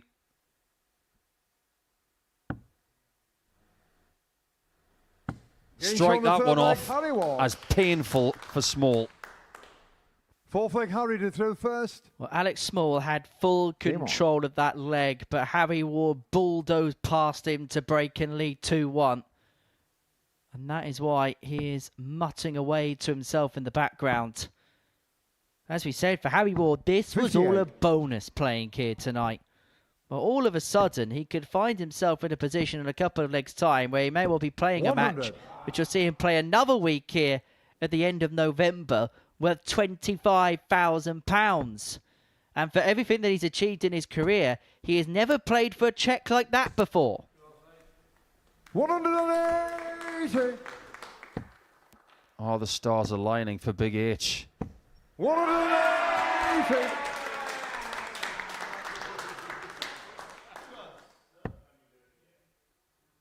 That's a menacing look from Alec, isn't it?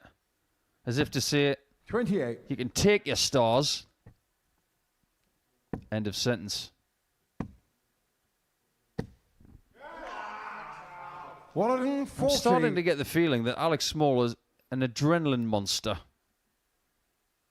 They're the best kind of players on Saturdays.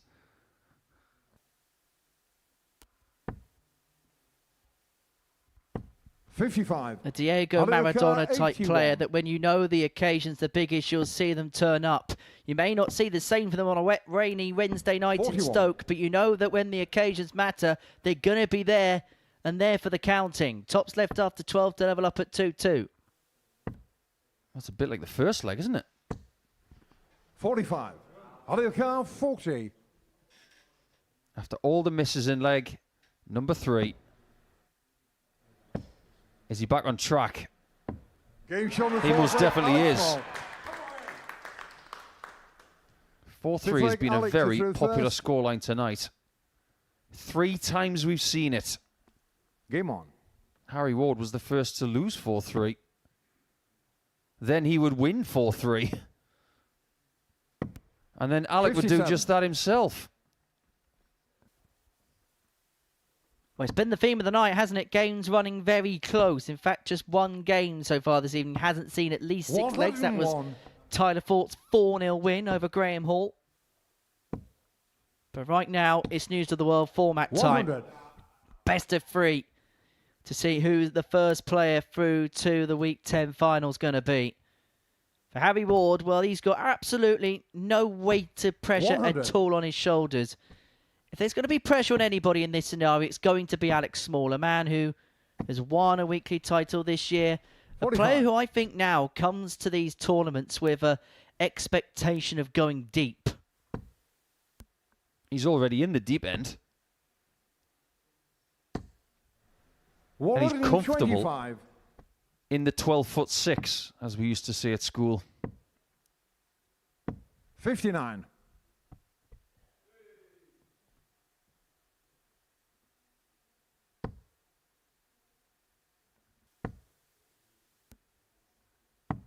$59. Find a 2 treble visit here, and this leg is alive. In the 2 treble department, Small has been the better player. 100. Ariaka 116. But finishing-wise, Harry Ward has been the mayor of the first semi. He's found a way through. Double 18 98. to put himself in front and to 140. put himself in charge.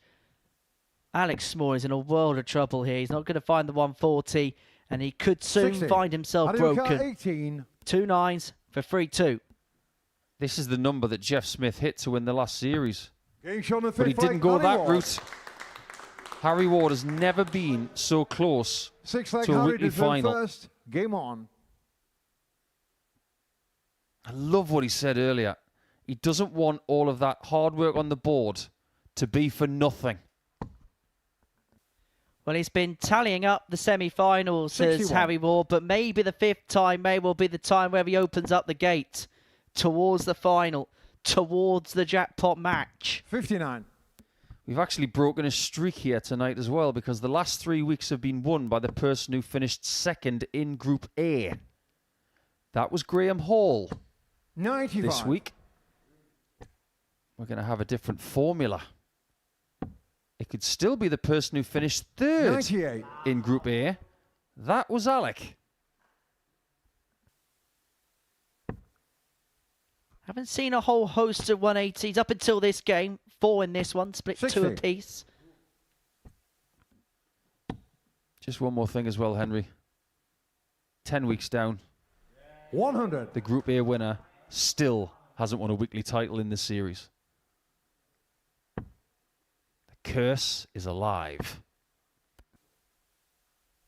60. Which perhaps is a good time to tell you. The Group A gets underway on Monday morning from 9:30 for week 11.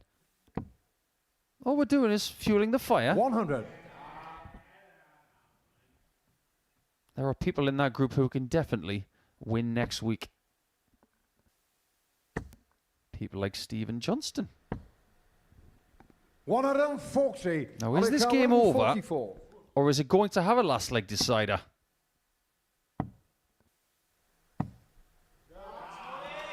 Big H looking for the big W. 132. Ariaka 85. It's in his hands. He's not looking for the whole world.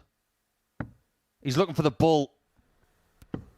60. And it skims the wire, and that was 12. to break the semi-final duck for Harry Ward. Alex Small has dodged a bullet.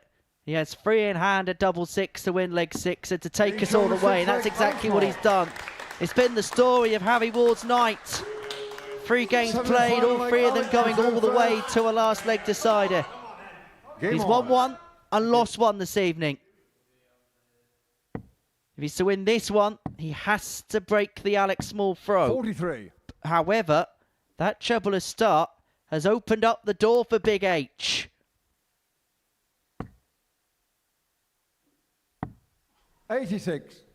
I feel like he should have done more there, particularly after the first dart was plumly bedded into the 140. treble. Small response of a 140.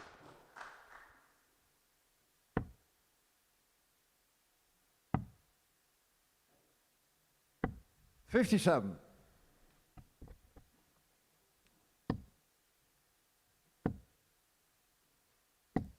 $58. What gives in this scenario? Small comes up dry. Ward with another opportunity to impose himself in this leg. 55. We could have a situation where Alex Small comes back and wins and gets his 3rd consecutive victory against Harry Ward in 3 days. After slaying his own boogeyman, he's now playing the boogeyman. 79. Alekar 170. 6 darts from the biggest finish of them all. He doesn't have to go for the bull. Thinks about his options.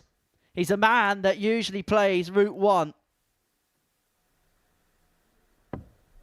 135. That's what happens when you're caught in 2 minds. Put yourself in that situation in practice.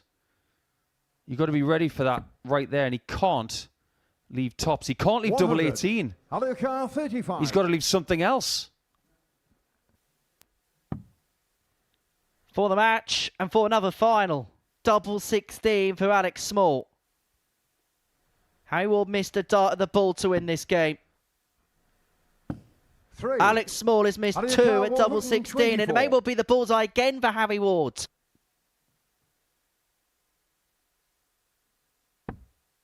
Needs treble 18. Can't get to the bull. 63. And the bright side of missing double 16 twice outside is he still has a primary double as target to make another final just like January.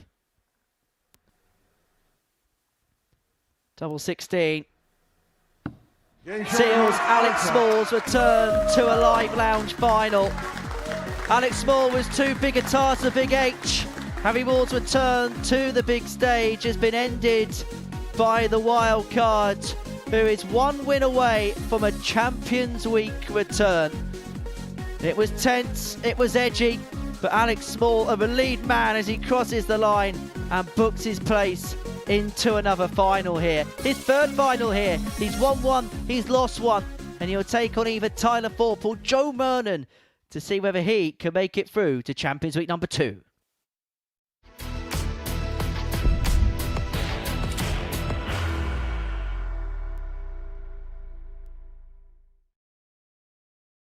Are you ready to lift that trophy, Darius? Yes. Let's do it then. Ladies and gentlemen, your Modus Super Series 9 champion is Lucky D, Darius Labanowski!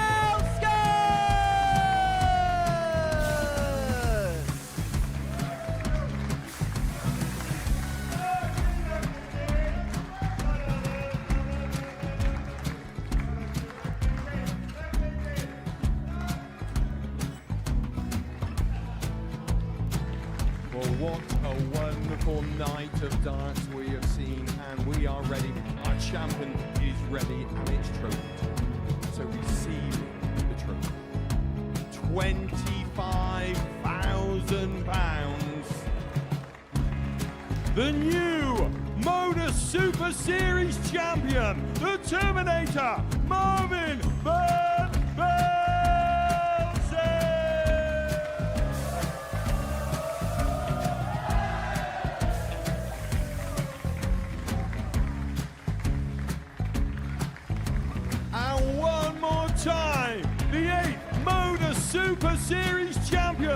Terminator, Marvin Van Velzen. And the new Modus Super Series champion is Andreas Dirty Harrison.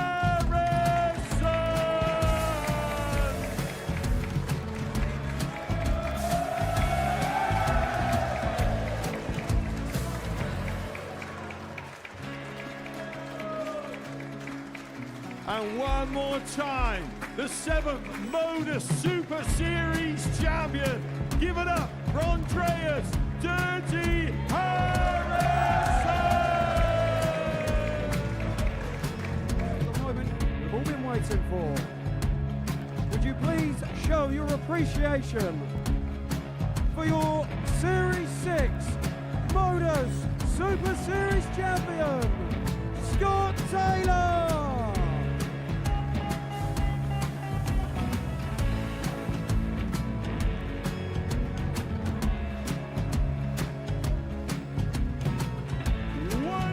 Time, your new Modus Super Series champion. He is Chucky. He is Jim McEwen. Ladies and gentlemen, your Modus Super Series champion, retaining his title, the Nuke, Luke Littler.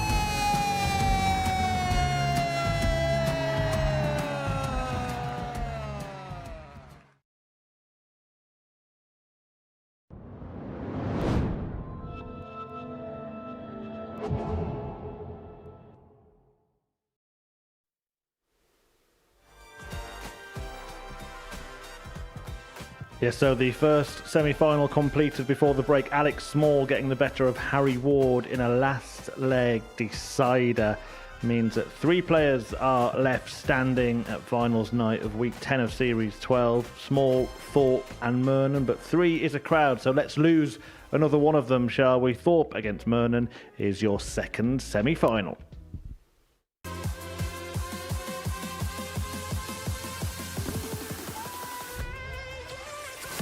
Tyler Thorp is 2 games away from glory. And he's going to find tops to seal a 4-2 win. He was 2-0 behind in that game, Joe Murnan.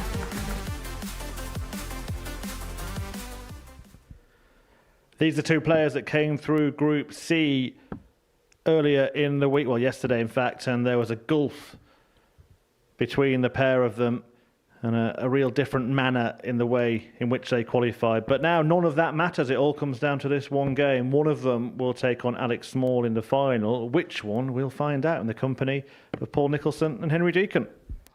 Well, thank you very much, Murph. Well, Tyler Thorp has been the name on everybody's lips this week. He's into the final 4, and it was Joe Murnan that joined him, as you rightly say, out of Group C yesterday afternoon. We wondered how he was going to react tonight. Well, he got through to the semi-finals courtesy of a 4-leg spell against Steve Green in his opening match. He trailed 2-0, 1-4-2, that scoreline being enough to send him into the semi-finals on the back of a 4-2 defeat to Alex Small, who would be the prize if he was to make it through to the final. The wild card getting the better of Harry Ward in the first semi-final by 4 legs to 3. It's Thorp to get us underway, having won Group 2. And Thorp, I suppose, Nico, will go off the hefty favourite to win this game. For numerous reasons. Off the back of his 4-0 victory in the group, he'll be feeling a lot more chipper. 82. He likes playing Joe. They've only played 9 legs. Thorp won 8 of them. And he had his best performance against Joe on Thursday as well. So the deck is stacked against Murnan again. Just like it was 60. In the first game of the night, which he succeeded in. All of the pressure is on the person in yellow, green, white and black.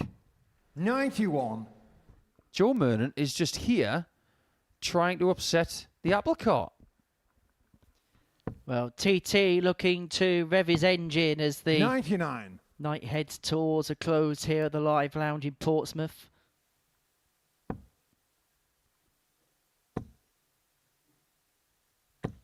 Really good 140 140. that. Imposing himself right from the get-go. 70 left after 12 to move himself 1-0 to the good. 42. Taluka 70. Should be 10s. He's looking at tops. He's been good at this step over hit. 50. Just a little bit too much of a brush on the flight this time. This game very much rests on how many opportunities Murnan will get. 83. Taluka 20. 2 10s for Tyler Thorp.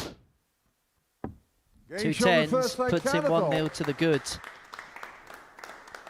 Second leg Jody through first. Game on. I'll tell you what would intrigue me is if he was to win tonight, what would be his reaction when that final double went in? Because for some reason, I don't think you'd see much a flicker of 140. emotion. I just think he is a process man that just carries on carrying on through things. Yeah, I know what you mean. If he was a footballer, 91. He's not the kind of person who's going to do a knee slide after scoring. He's just going to walk away. 95. There was a great running back for the Seattle Seahawks called Marshawn Lynch. He used to wear gold in the bottom of his boots to the chagrin of the NFL. But when he'd score a touchdown, 140. he would shake hands with his teammates. That was it. Just shake hands. Understated. Then you got all these other players who like to do dances 59. and certain signals. Tyler Thorpe is more of a Marshawn Lynch kind of guy.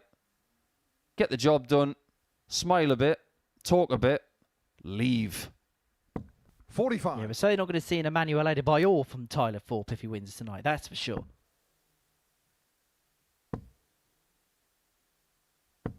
100. Well, Tom Murnan leaves himself on 107, and he'll be very quick to remind us that there's 2 that's tankering in this particular semi-final. 83. That dart's been creeping in a bit tonight, where he jumps a bit and the shoulder climbs. One chance at tops. 67. First opportunity slips by. 142. Hold your breath, Joe. Now you can breathe. You will return for tops.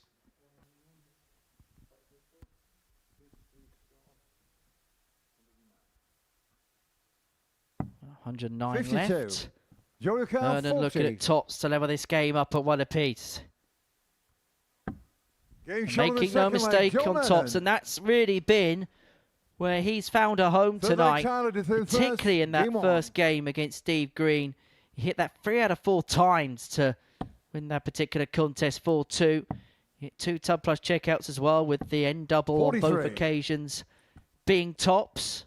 In fact, of the 6 legs that he's won tonight, 5 of them have been on that target. Some people just have an affinity with a certain double. 139. So much so that when Joe Murnan was growing up, he probably had a picture of tops on his wall. One day, you're going to be at my 100. mercy. And he's been right. Very much so tonight. 58. And Tyler Thorpe's playing at a level here where Joe Murnan will say, yes, I'm going to get opportunities. 40. This isn't vintage. In fact, Murnan's got the better average by the best part of 4 points. 86 playing 82. And Murnan piling in the first max of this semi-final, and he's threatening the break of the Thorpe throw.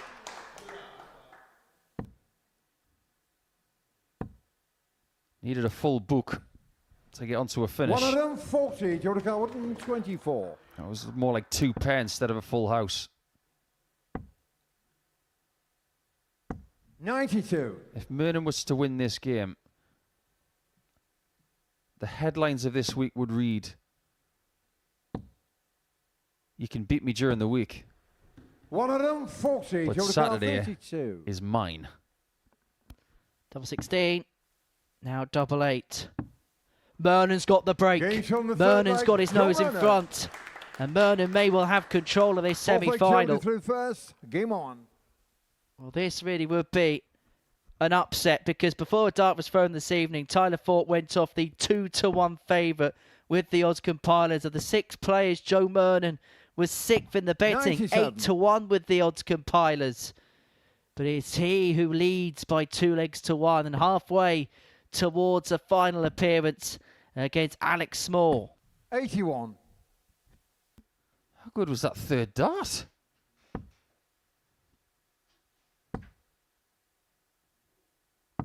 $21. That's a slip.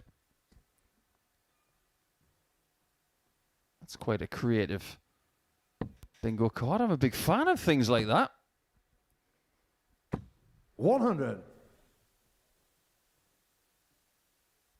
I wonder what's missing.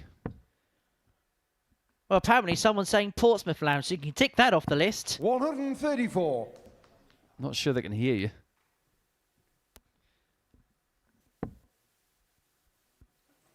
Don't know if I shouted loud enough, they might. 100. Hasn't been a great deal of shouting tonight from the players.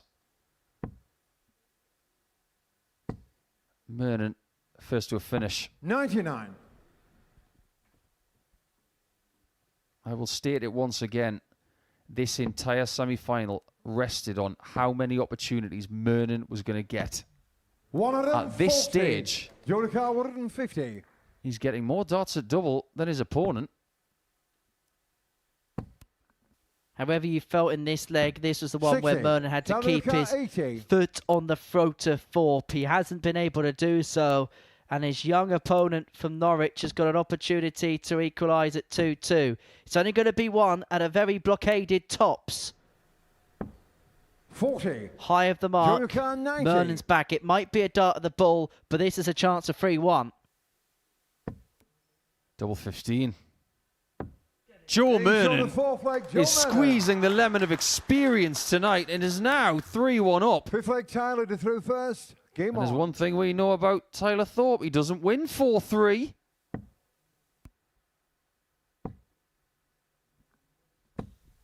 $100. Well, this young man has been an absolute delight to watch this week. But it may well be the class, guile and experience of Joe Murnan that prevails.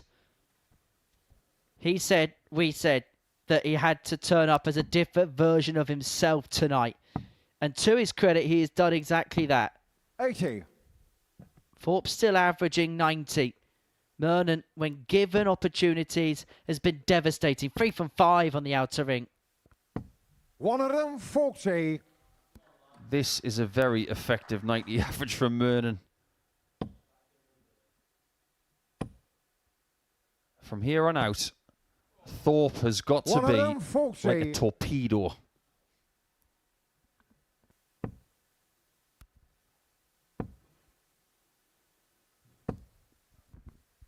$85. Only a ton.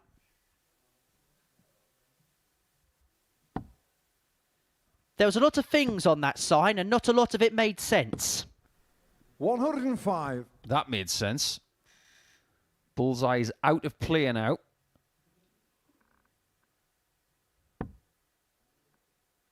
If Murnan had restricted Thorpe to 3 darts at double 100. in this match, 76. he wins. But he can't stop him getting more than 3 now. Here comes dart number 4. 56. It is a match-winning chance for Murnan.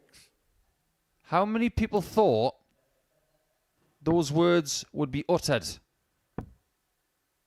Will he get another chance? 67. We're about to find out. 20. Well, he has the insurance policy of having the darts in the next leg. And the next leg is where we're going to go, because Tyler Thorp makes no mistake at his double 10. Back to 3-2. 6 leg Joe to through first. Game on. This is the leg for Joe Murnan.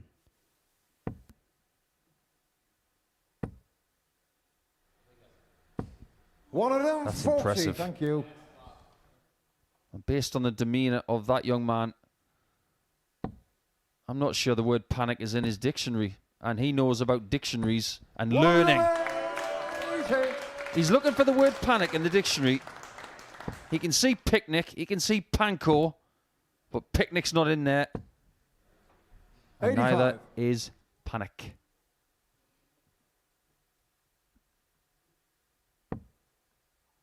He's not going to feast on a 9-darter. 55. Murnan somehow has still got control. This has been a real gutsy display from Joe Murnan. 100. Loved the 140 there, but a ton still puts him in control. It's forcing Tyler Thorp to do something in excess here. Well, this is in excess. 140. Well said. He is a new sensation.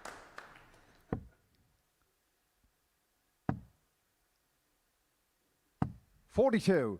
And now he has to kick. 126. If he doesn't kick,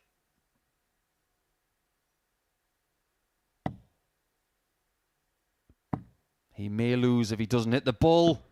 101. That's as close as it gets. 134. He was given an inkling of an opening, Tyler Thorp. And he's going to come back for 25 to take this semi-final, like the previous 95. semi-final, all the way 25. to a last leg decide. It's been a high-quality contest between this pair. Has it got its fitting crescendo? 2 12s. We're going all the way. Thorp 3, Murnan 3. It's a one-leg shootout to see who's going to face Alex Small in the Week 10 final.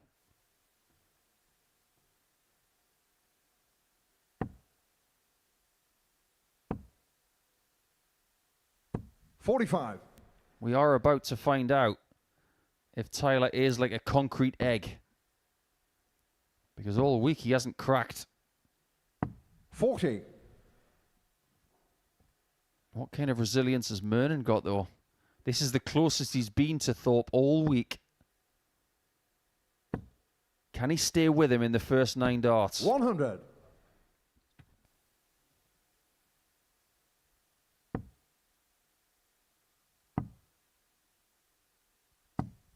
He's just throwing a little swifter here. He's already half a dart behind. And that gap is widening by the second. 140. And this is where perhaps match sharpness could come into play. Tyler Thorp's won a Dev Tour this year. Joe Murnan's thrown pretty much next to nothing on a competitive stage or in any kind of competitive environment. And it feels like that push is beginning to come to shove. 6 darts from 216 for Tyler Thorp. He trailed 3-1 in this game. He's piling a max to leave a double after 12 in a last leg decider. Just like his astrophysics course that he decided to leave for darts. 36. He's got all the answers. We've asked the questions. He's got the answers. Or has he? No score. Okay. 167. Press pause. Now he will go for double 18 again to be a shooting star into a first final. 36. Double 18 again.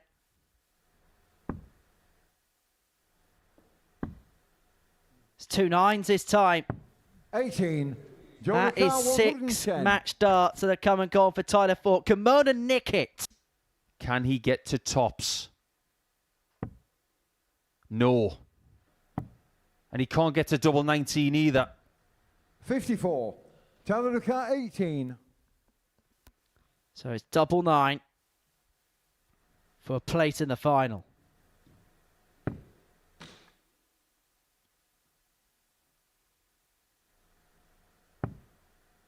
One dart left, and that is 9 match darts squandered for Tyler Thorp. And Joe Murnan himself is going to have match darts to win it. 2 of them at his favourite trusty double top.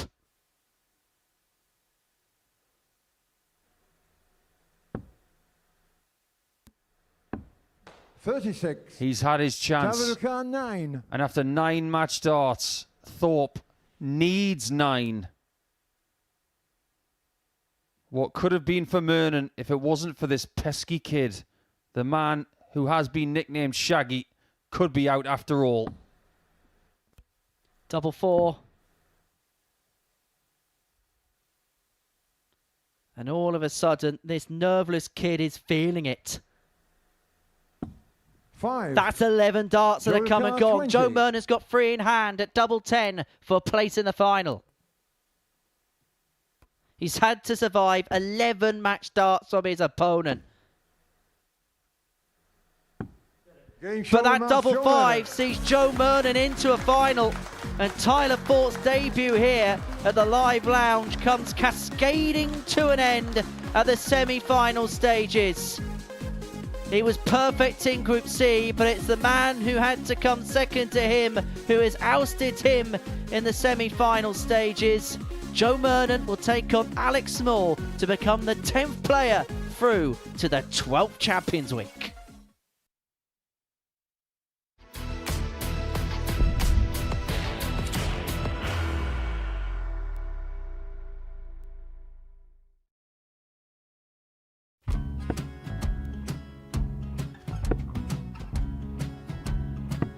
$54. Charlie McGuire, 164.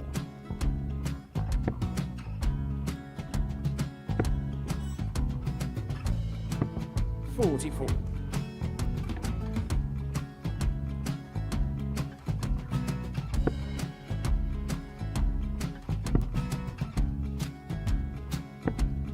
$32. Charlie required 120.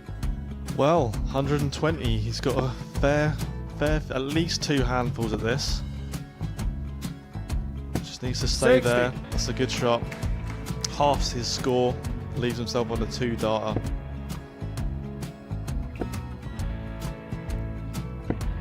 $26. Charlie Time on his required side 60.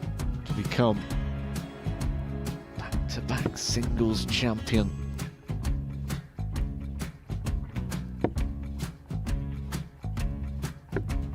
$40. Definitely a couple of nerves in those last 2 darts. But he'll be coming back. It's a moment he's been in before this situation.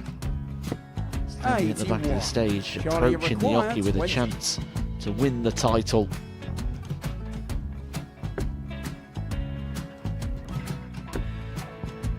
He did this to win the first title, if you remember. 11. I think he's gone. Georgia I think require he's gone to 118. bust it, maybe. The first title he won, he wanted 20. He went 6-7-7 to win it. He had a chance to replicate it again. Yeah, I get the feeling that was for a bust. And 39. on that situation there, George Scaife wasn't even able to take it out going to the 18s on that switch. Yeah, I think he just panicked a bit, but he's done well to get that big one. Sometimes can be the hardest part. Georgia requires This is it. 79. It's got to be 19s. It's got to be 19s for this shot. Big 20 and a double. He's got the first one. He's going to get a match dart here.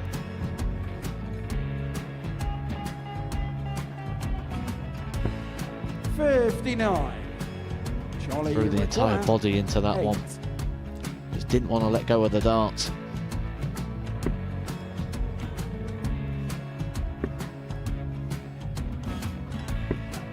No score. He's given George a chance. Georgia require 20. I think George has been quite good on double 10 today. So many opportunities for Charlie Murphy. Go Couldn't get the job Got done. in the match! And the Red Dragon George Modus Scaife. Super Series Influencers Champion, George Scaife!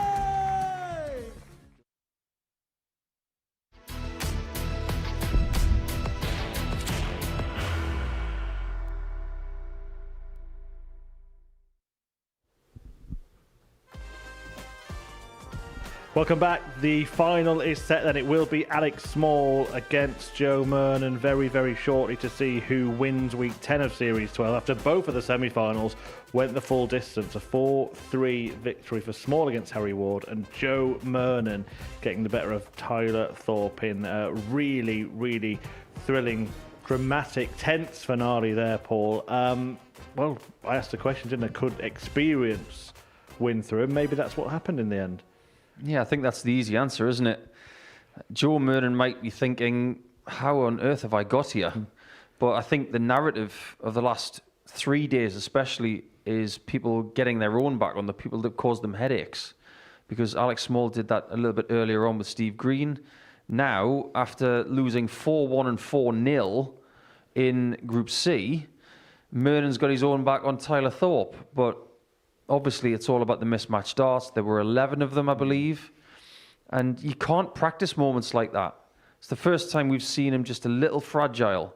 He's a very confident young man, and I'm sure he's got a great deal to offer this game. But sometimes you need to go through those learning experiences to figure out how to get through them. I thought you were going to revive a famous Adrian Lewis quote then, Paul, but I'm glad you didn't. Look, Murnan has made it. It's something to be said as well for players that have been here before that get that the week is just about getting to the Saturday. And when you get here, it's a fresh start. Yeah, I think sometimes ignorance is bliss when you're finding your way through the sport. But experience does pay sometimes. It's the smallest things. What I do next, do I know exactly where I'm going? So when I'm in a semi-final, how am I going to feel? Tyler didn't know how he was going to feel coming into this game, whereas Joe's been here, felt things before, been into finals on the Pro Tour. He's felt those wobbles in the knees, the wobbles in the lower abdomen. Well, even there shaking his head before throwing the last dart just shows maybe a glimpse of how he was feeling. Well, sports psychology is something that you tend to cling to when things go wrong. And things went wrong, but you've got to give credit to someone who has been through the mill a little bit over the last 10 years, ups and downs. But hitting 5-5 with the last dart is not an easy thing to do. And he's found it to make a final, so well done, Joe. Yeah, and in contrast, he didn't flinch, did he? He kept the same focused demeanour, and I mean, that's what he always does, Joe Murnan, doesn't he? So, yeah, full credit to him for getting through. One more match to play, though. Can he go all the way tonight? Well, the odds compilers didn't think he would. It would be quite amusing if he was to go on and win. But Alec has been on this upward trend of attack over the last 3 days that is unmistakable. And he's done it before. Joe hasn't been hoisted before. So Alec's going to feel like this is his best opportunity since winning in Series 10 of having more success. A 4-3 win for him again as well. He's been through a rollercoaster of emotions tonight, hasn't he, Alex Small? But getting that victory over Harry Ward, once again, he's made it through. Almost a little apology there, but look, great signs from Ward the way he's played. He falls at the semi-final hurdle again, but Alex Small seems to have been the player that has kind of owned the stage the most tonight. Yeah, he's definitely gone for it, and I think he definitely benefited from getting a few extra fans when Steve Green was eliminated. So he just gets that extra buzz. But what a roller coaster it's been. On Monday, I think it was in round 5, he didn't play well at all. He averaged sub 70. At that point, you're thinking his engine isn't in good nick. But by the end of the week, he'd figured that out. He doesn't need a round 5 tonight. And the evidence of the last couple of nights is that he can play some good stuff towards the end of round 4. So this is where Joe Murnan's really got to find something extra. Absolutely. Let's just give you confirmation then of tonight's final. It will be a meeting between Alex Small and Joe Murnan. And I can tell you that Alex Small has won the ball and will throw first. On a night of 4-3s, that could be quite an important dart he's just thrown in the practice room. Yeah, I wouldn't be surprised if it goes 4-3. And with Derek Coulson winning last week and being the first Welsh person into this Champions Week, we could double down and have another one. But England and Wales have been bossing this series alongside, obviously, Neil Duff from Northern Ireland. But it's about experience. That's what this whole series is about. Even when people are winning for the first time, they've done something elsewhere, like Dave Pallett, Keegan Brown, 2 great examples of that. But then you've got the likes of Coulson with 5 weekly titles, Neil Duff with 5, and Steve West is here next week. He might be on 6. 5 4-3s tonight, by the way. If Small were to do it, it would be 2 Champions Weeks this year. That's a very, very good return, isn't it? Yeah, absolutely. Only elite players from this place have done that before. He's having a great season with ups and downs, but the way he's able to negotiate those ups and downs, if you take the results out of it, you've got to be proud of that in life, not just in sport. What kind of final are you expecting, and who are you expecting to win it? Well, I often get this wrong, and I think I've been wrong twice already tonight. So I'm going to go for Alec because he's got the darts. I think he's got the greater scoring power. with that, he might be able to keep Joe away from the doubles a little bit better than Tyler. And the experience of winning already this year, I think it definitely comes in handy. There we go. Well, we will find out. It is time, without further ado, for the final of Week 10. Number 16. Seals Alex Small's return to a live lounge final.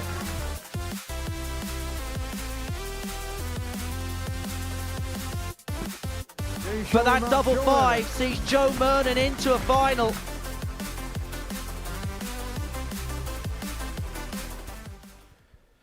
Twelve players started the week, but only one will get their hands on that trophy, and with it, the place at Champions Week, which is only just around the corner now. 2 more weeks of qualifying at the end of tonight, and Joe Murnan, well, he's kept that cool, calm demeanour throughout the evening, whereas Alex Small, as Paul Nicholson just said, has really gone for it tonight. That free-flowing, fast-throwing style of the wild card, who is looking to take the pot once again. Remember, a nice £5,000 bounty to go with the medal, the trophy, and the place at Champions Week.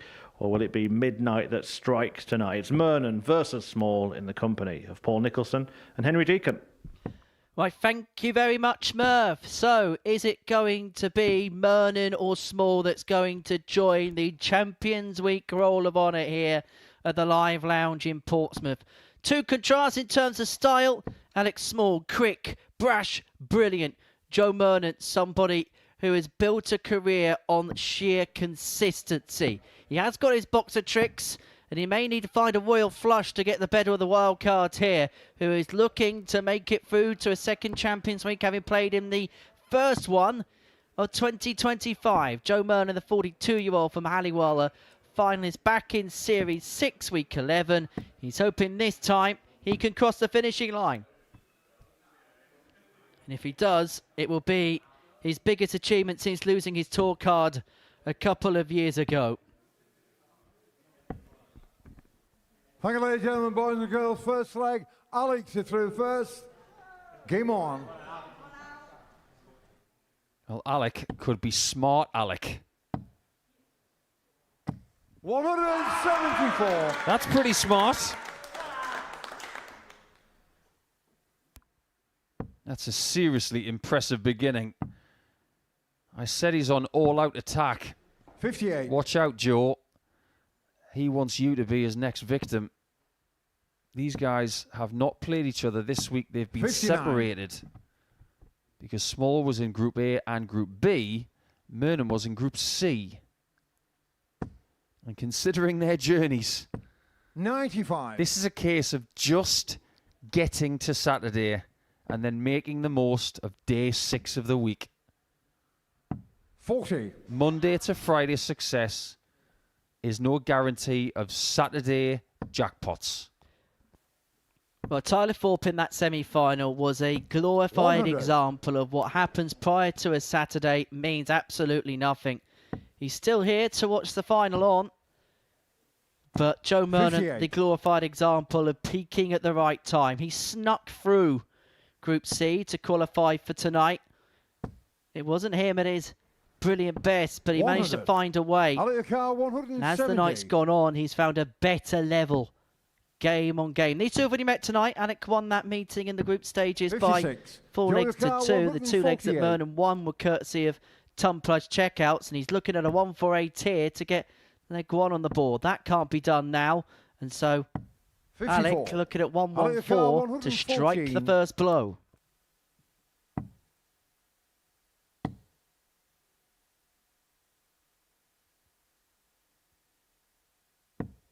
$58. Joe Does Carr, Murnan get the 94. tops then? Yes, he does. And you He's know on what the happens first leg, next? Joe Murnan. Got to keep him away from it. Second leg, Joe Tops first. puts Murnan on top. on. And importantly, it's a breaker throw. It's the only match in the week where the players pull up in the practice room to see who throws first. It was Alec who won that particular exercise, but couldn't 43. exercise the advantage that he was given. You know, we talk about the semi-finals and final being 85. the knockout stage of the week. Murnan was in a knockout match on Friday just to get into Saturday. 96. And that's when he found his best darts. He might do it again. 180. It's funny, isn't it, darts? We're in England. There's an Englishman on the stage and the Welshman is favoured. 100. All depends who you bring with you. Or who joins your clan. This is a venue based in Portsmouth on the south coast of England, where a man from the north of the Netherlands is the most popular player here. Make of that what you will.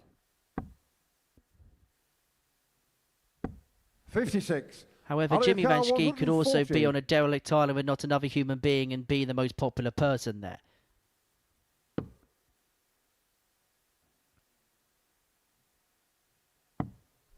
That's worked out pretty well in the 90. end. He must like the treble 18 route on 140.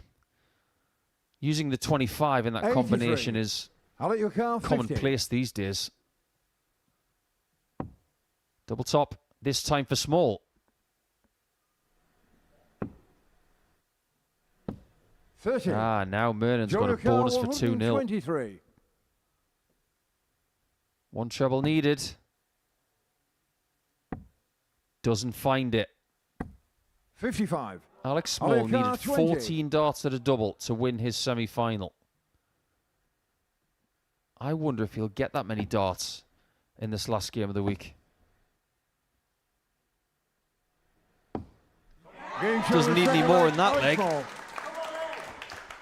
Already it does feel like this one is going to go to the very, very end. How many glasses of water has Alex Small had this week? More than anyone, because during the week he was doing 2 glasses of water a game. As in 10 glasses a day. Well, they say there's a glass and a half in everyone, but he'll be hoping that he's more of a roses man, because that's what he want to be coming up smelling of at the end of this particular contest. 100. And it feels 2 and a bit legs in, a final which has a near impossibility to call. Feels like the type 60. of game that's going to swing one way and the other. There's been a break, a piece already so far.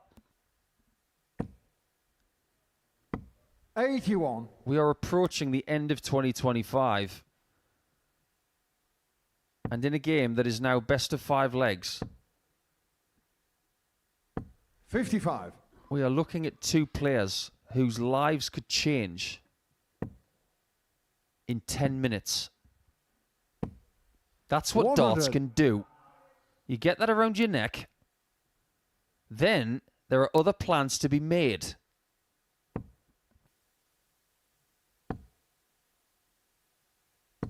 $45. Alex Carr, 120. Just wonder if Murnan is starting to wilt in his 3rd day. Small is playing his 6th. 88. Again, the treble 16 switch on 80 is fruitful. 32 left to put himself 2-1 to the good in this game. Carr, 32. He was broken in the first, but this to take authority in this final.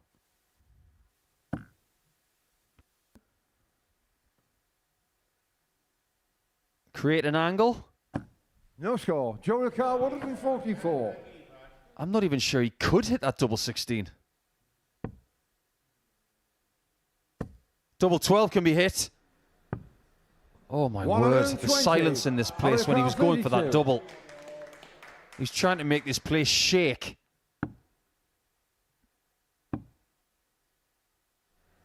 He's had a lot of darts at double in this final so far. In fact, he's had 11. 4-8 Joe through first. Oh, the Game on. pain of the fans. They can barely take it, especially when Murnan was on that 144. As the late, great Sid Waddell would say, you could hear the drip of vinegar off a chip in this particular building right now. There's Alex Small beginning to make his charge. Well, they're suddenly feeling rather more relaxed at the back of the auditorium. Is their man beginning to make a move? But whatever he does, Murnan is looking to be right on pace with him. 57.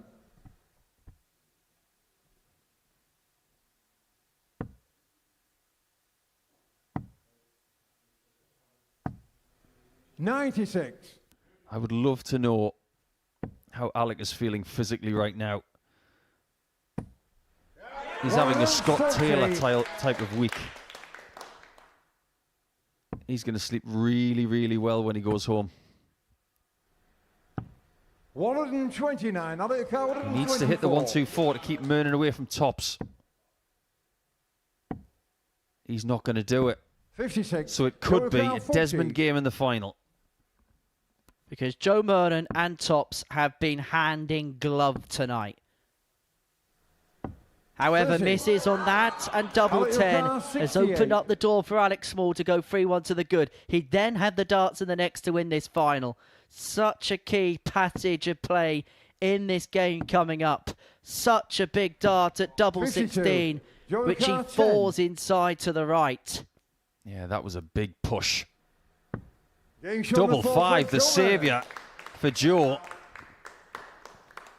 It was at the end of the semi, and now to stay in the final and make it best of 3. 100. You watch Alex Small, in everything he does on the stage, it's all full throttle. The way that Murnan is playing right now, it's the same as Thursday lunchtime. No beads of sweat. No emotion. 140. It's like he's AI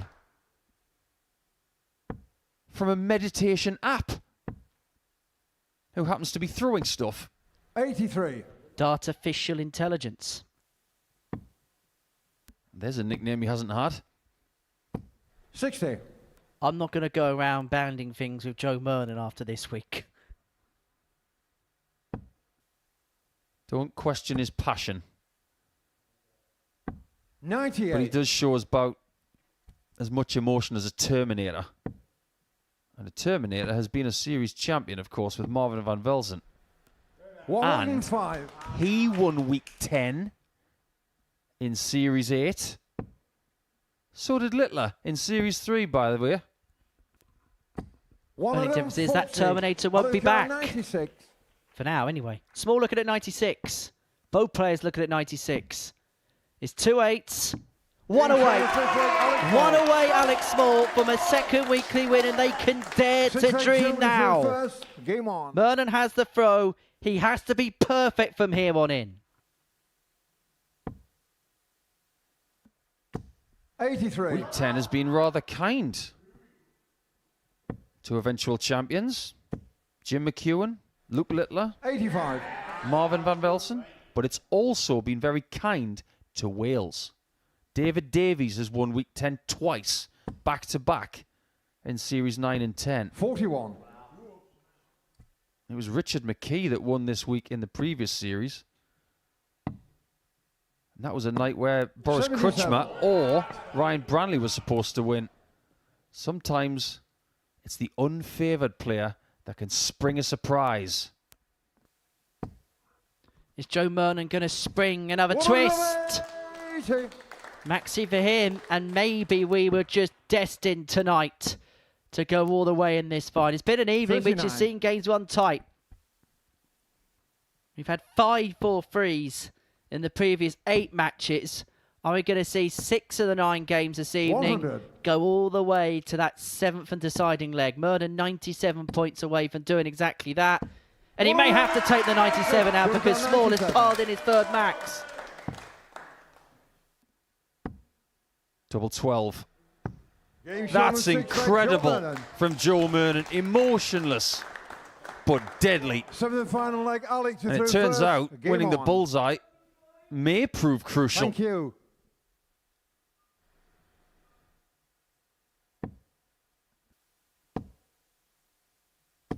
$60. Who's favourite now? This throw could dictate a lot because Small's come up dry in his opening visit. 45. Murnan cannot punish. As you were, chaps. As you were. Well, that's more like it. 85.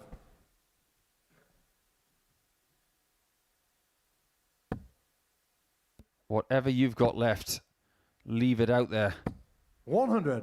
That's an excellent ton from Joe. Nothing between them at all. 42.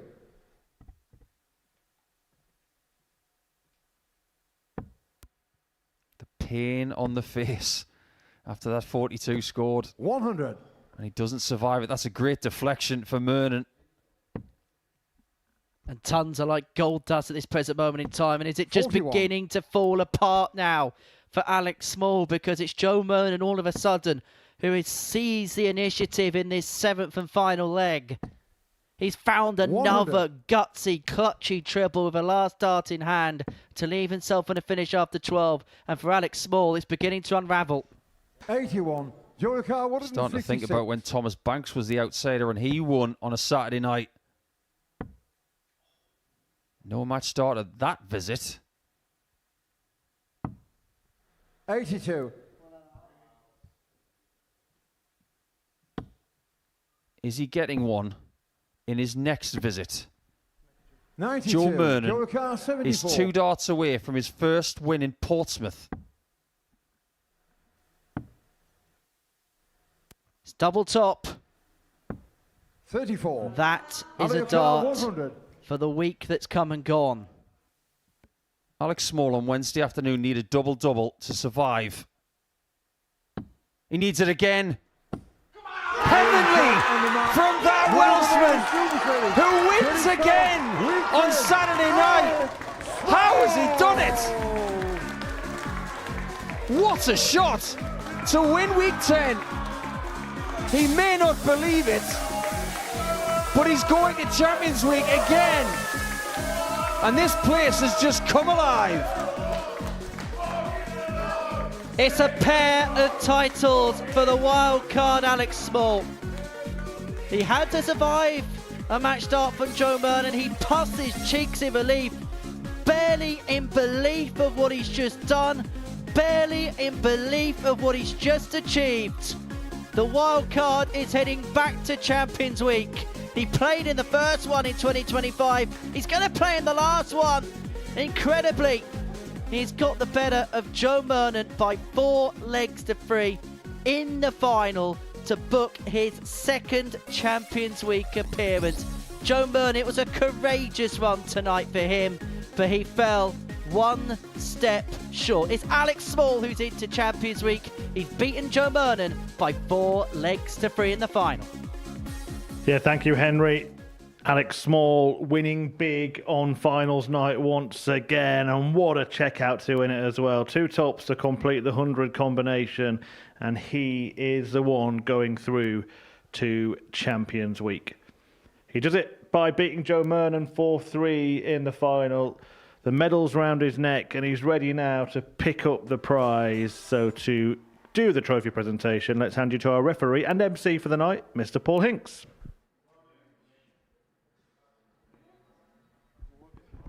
Well, ladies and gentlemen, we've had a fantastic week down here at the Modus Super Series for Series 12, Week 10. We've seen some great darts, some fantastic darts, averages, records broken this week. We've come here tonight, we've seen some great darts once again. Unfortunately, there can be only one winner, so please put your hands together for the Modus Super Series, Series 12, Week 10 winner, Alex Small!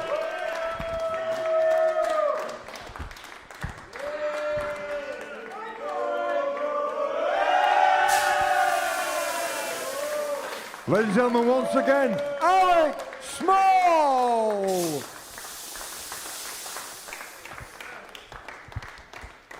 Yeah, Paul Nicholson's joined me in the studio. Alex Small just taking it all in. And we said tonight he's been through an emotional roller coaster. Just keeps getting those 4-3 wins, doesn't he? And what a moment, what an achievement. A great achievement. And I think when he beat Adam Savara earlier this year, that was a landmark moment in his career. But that's got to be better. After everything he's been through the last couple of years with his game and the successes, the lulls, but being able to find something twice this week. Wednesday afternoon to get into Group B with the 129 on 2 double-18s, and then giving himself the chance to go at tops for a double-double checkout. That's one of the best checkouts we've seen to win any week. Never mind just in this series. That was courageous and brilliant to watch. He wants to take that trophy away. The medal he can take away. And look, it's been a smaller audience tonight, but you mentioned it. They really did start to get behind Alex Moore. There is something really likeable about him. Easy for me to say on that stage, isn't there? Yeah, very much so. I think he wears his heart on his sleeve. He gives everything he's got. And everybody plays a different way. We know that Tyler Thorp is one of those players who's a bit more placid. Murnan's like that. I'm sure he was like a swan in that final. He had one shot for it. And he will be smarting at the fact that he wasn't able to hit his beloved tops to get that elusive weekly title. But yeah, he's passionate. And we get that from Welsh players, don't we? I know that Derek Coulson last week played in a very different manner. But if you look at some of the other Welsh winners that we've had, Richard Rowlands, of course, and the way that Richie Burnett plays, of course, as well. But that was a moment, a real Modus moment. Well, I'm going to say, all night it feels like we've been waiting for a big moment to happen, and it happened in the last leg of the last match. Well, we can relive it now. It's good that the first dart is low, but the impressive thing is he was able to manipulate that first dart in tops and prop it up. That's by virtue of longer points and the way he throws it viciously, with the point climbing to the sky and then correcting in the air with the big flights. He knows how his darts can behave. He just went for it. The moment you pull that dart with a tight arm, it goes low. So he gave it every chance. He thrust it in. One of the best shots we've seen all series. Absolutely. Look, not many players make it through to multiple Champions Weeks in the same year. There are only threes in two of them. It just shows the kind of consistency that he's been able to produce when he's been here. Yeah, look at the names who've been able to do it consecutively or potentially twice in a year. Coulson, West, Van Schie, Sykes. They're all great players. Now we can start to talk about Alec in a slightly different light, I think. It's filling up as well, isn't it? The Champions Week lineup. These are the weekly winners from Series 12. Alex Small now on that list with the aforementioned Derek Coulson and the aforementioned Tom Sykes, Carl Wilkinson, Keegan Brown, Neil Duff, David Pallett, Jensen Walker, of course, a former Series champion, David Evans and Jamie Owens, and just two more spaces to fill. Yeah, I like writing down the names of the winners and how many titles they've got, if any. But the thing is, when you start the series with Carl Wilkinson winning, you think, is this going to be one of those series where we've got 12 new champions? 10 weeks done, 6 multiple winners now. So that is something that Alex Small has joined in this series. We still have only 4 new winners. Looks like Series 12 is going to be all about experience. Are you looking at that thinking there is a standout name at the moment, or is it? Oh, there is. We've got to be fair. Derek Coulson's the favourite. He's playing the best consistent darts. When you have 8 ton plus averages in a week and you're attaining 111 twice, can't be ignored. And what about next week? Somebody coming through that you expect to be on that list? Well, sentimentally, I want Steve West to do well again. I'd love to see him in another Champions Week because he hasn't got a series yet. But can we ignore Justin Smith? I'm not going to. We can't ignore Peter Jakes. He's really dangerous. And Charlie Manby is going to start as favourite. Even though you've got Scott Campbell in there, former weekly champion, John O'Shea, with all of he's done, Charlie is the name on everybody's lips. And the other thing is, at the start of this week, we weren't talking about either Tyler Thorp nor Steve Green. Both of them made it through to finals night, so who knows if one of these sort of lesser-known players will make it through. I don't even know anything about David Airy. By this time next week, we might. Absolutely. Look, the week as a whole, it had that narrative, didn't it? Tyler Thorp, what he did, as I mentioned, Steve Green and the ADC qualifiers. But Alex Small, in the end, has come out on top. What is it about him that is starting to mature to a winner here at the Super Series? Because there was a time when quite often it was heartbreak on a Saturday night. Yeah, I remember when he was here not that long ago. But I like the fact that I think he's able to do his own thing. And he's able to work hard in a solo sense. Give him a board, give give him privacy. He'll try and figure it out. I think he's a lot smarter than he gives himself credit for, and tonight he was better than everybody else. He certainly was. Paul, thank you for your company as always. There is plenty still to come here on the Modus Super Series channel on Pluto TV. Up next, the Champions' Choice Challenge. We make darts harder for some of our Super Series stars. Tomorrow morning, an audience with Phil Taylor and Adrian Lewis. Week 11 Group A gets underway on Monday at 9:30, and of course next Saturday, the same time, same place, it is finals night. Well, finals night has come to an end for another week here at the Live Lounge. Joe Murnan came close, but in the end, Alex Small wins big as a wild card takes the pot at the Live Lounge. Good night. See you next week.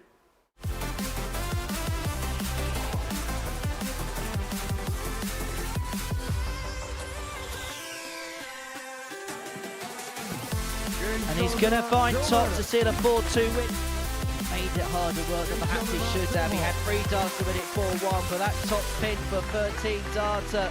Midnight looks at tops and squeezes it into the bottom corner. Figure out of his own to get over the line. Double 19 to seal it in style. Double 16 for 101 checkout to get himself up and running. Double 16 is fouled. Double 18 is fouled, and it's 2 wins out of 2 for Alex Small. He's into the semi-finals. Tyler Thorp is 2 games away from glory. Double 16 seals Alex Small's return to a Live Lounge final.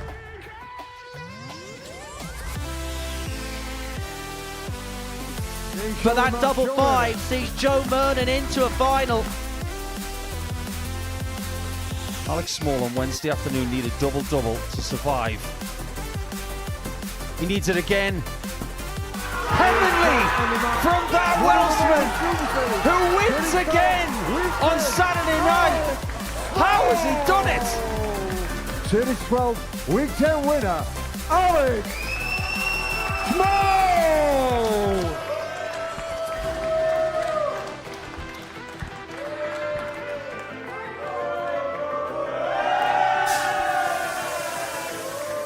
Ladies and gentlemen, once again, Alex Small!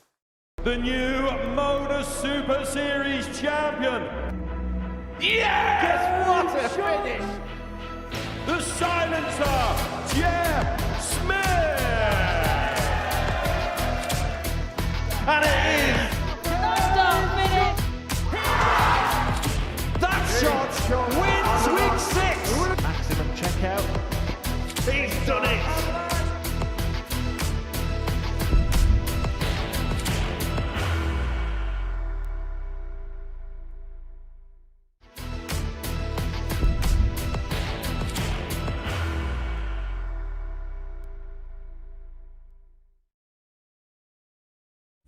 You will be disappointed with that. He wanted to have Graham one dart. requires 20.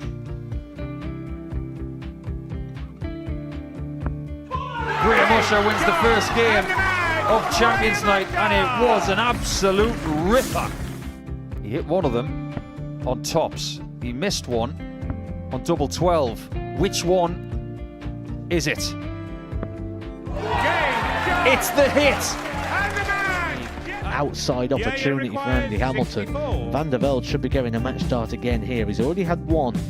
Mr. Dart at tops for the match to win 4-1. And the Dart at double 16 gets the job done there for Jurgen van der Velde. He gets over the line with a 4-2-6. Did he go for tops, or did he just overshoot the single? Jimmy doesn't care. Jimmy just looks to eat this up to make the semi-finals for the second time. Adam Gablas has been eliminated.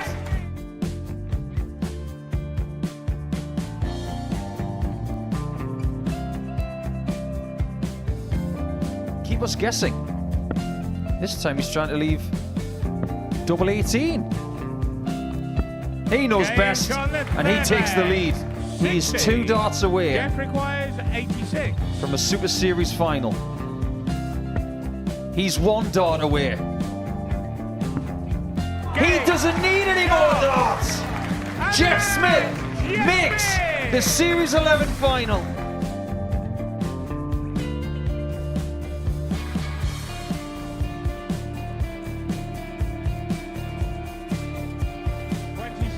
Is Usher losing his cool a little bit here? Oh, absolutely. Right now, I'd say the head's gone. And you don't have long to recover. It is very, very short format darts. Vansky's halfway to victory. He only needs one more. Jimmy Vansky is yet again into a Modus Super Series final.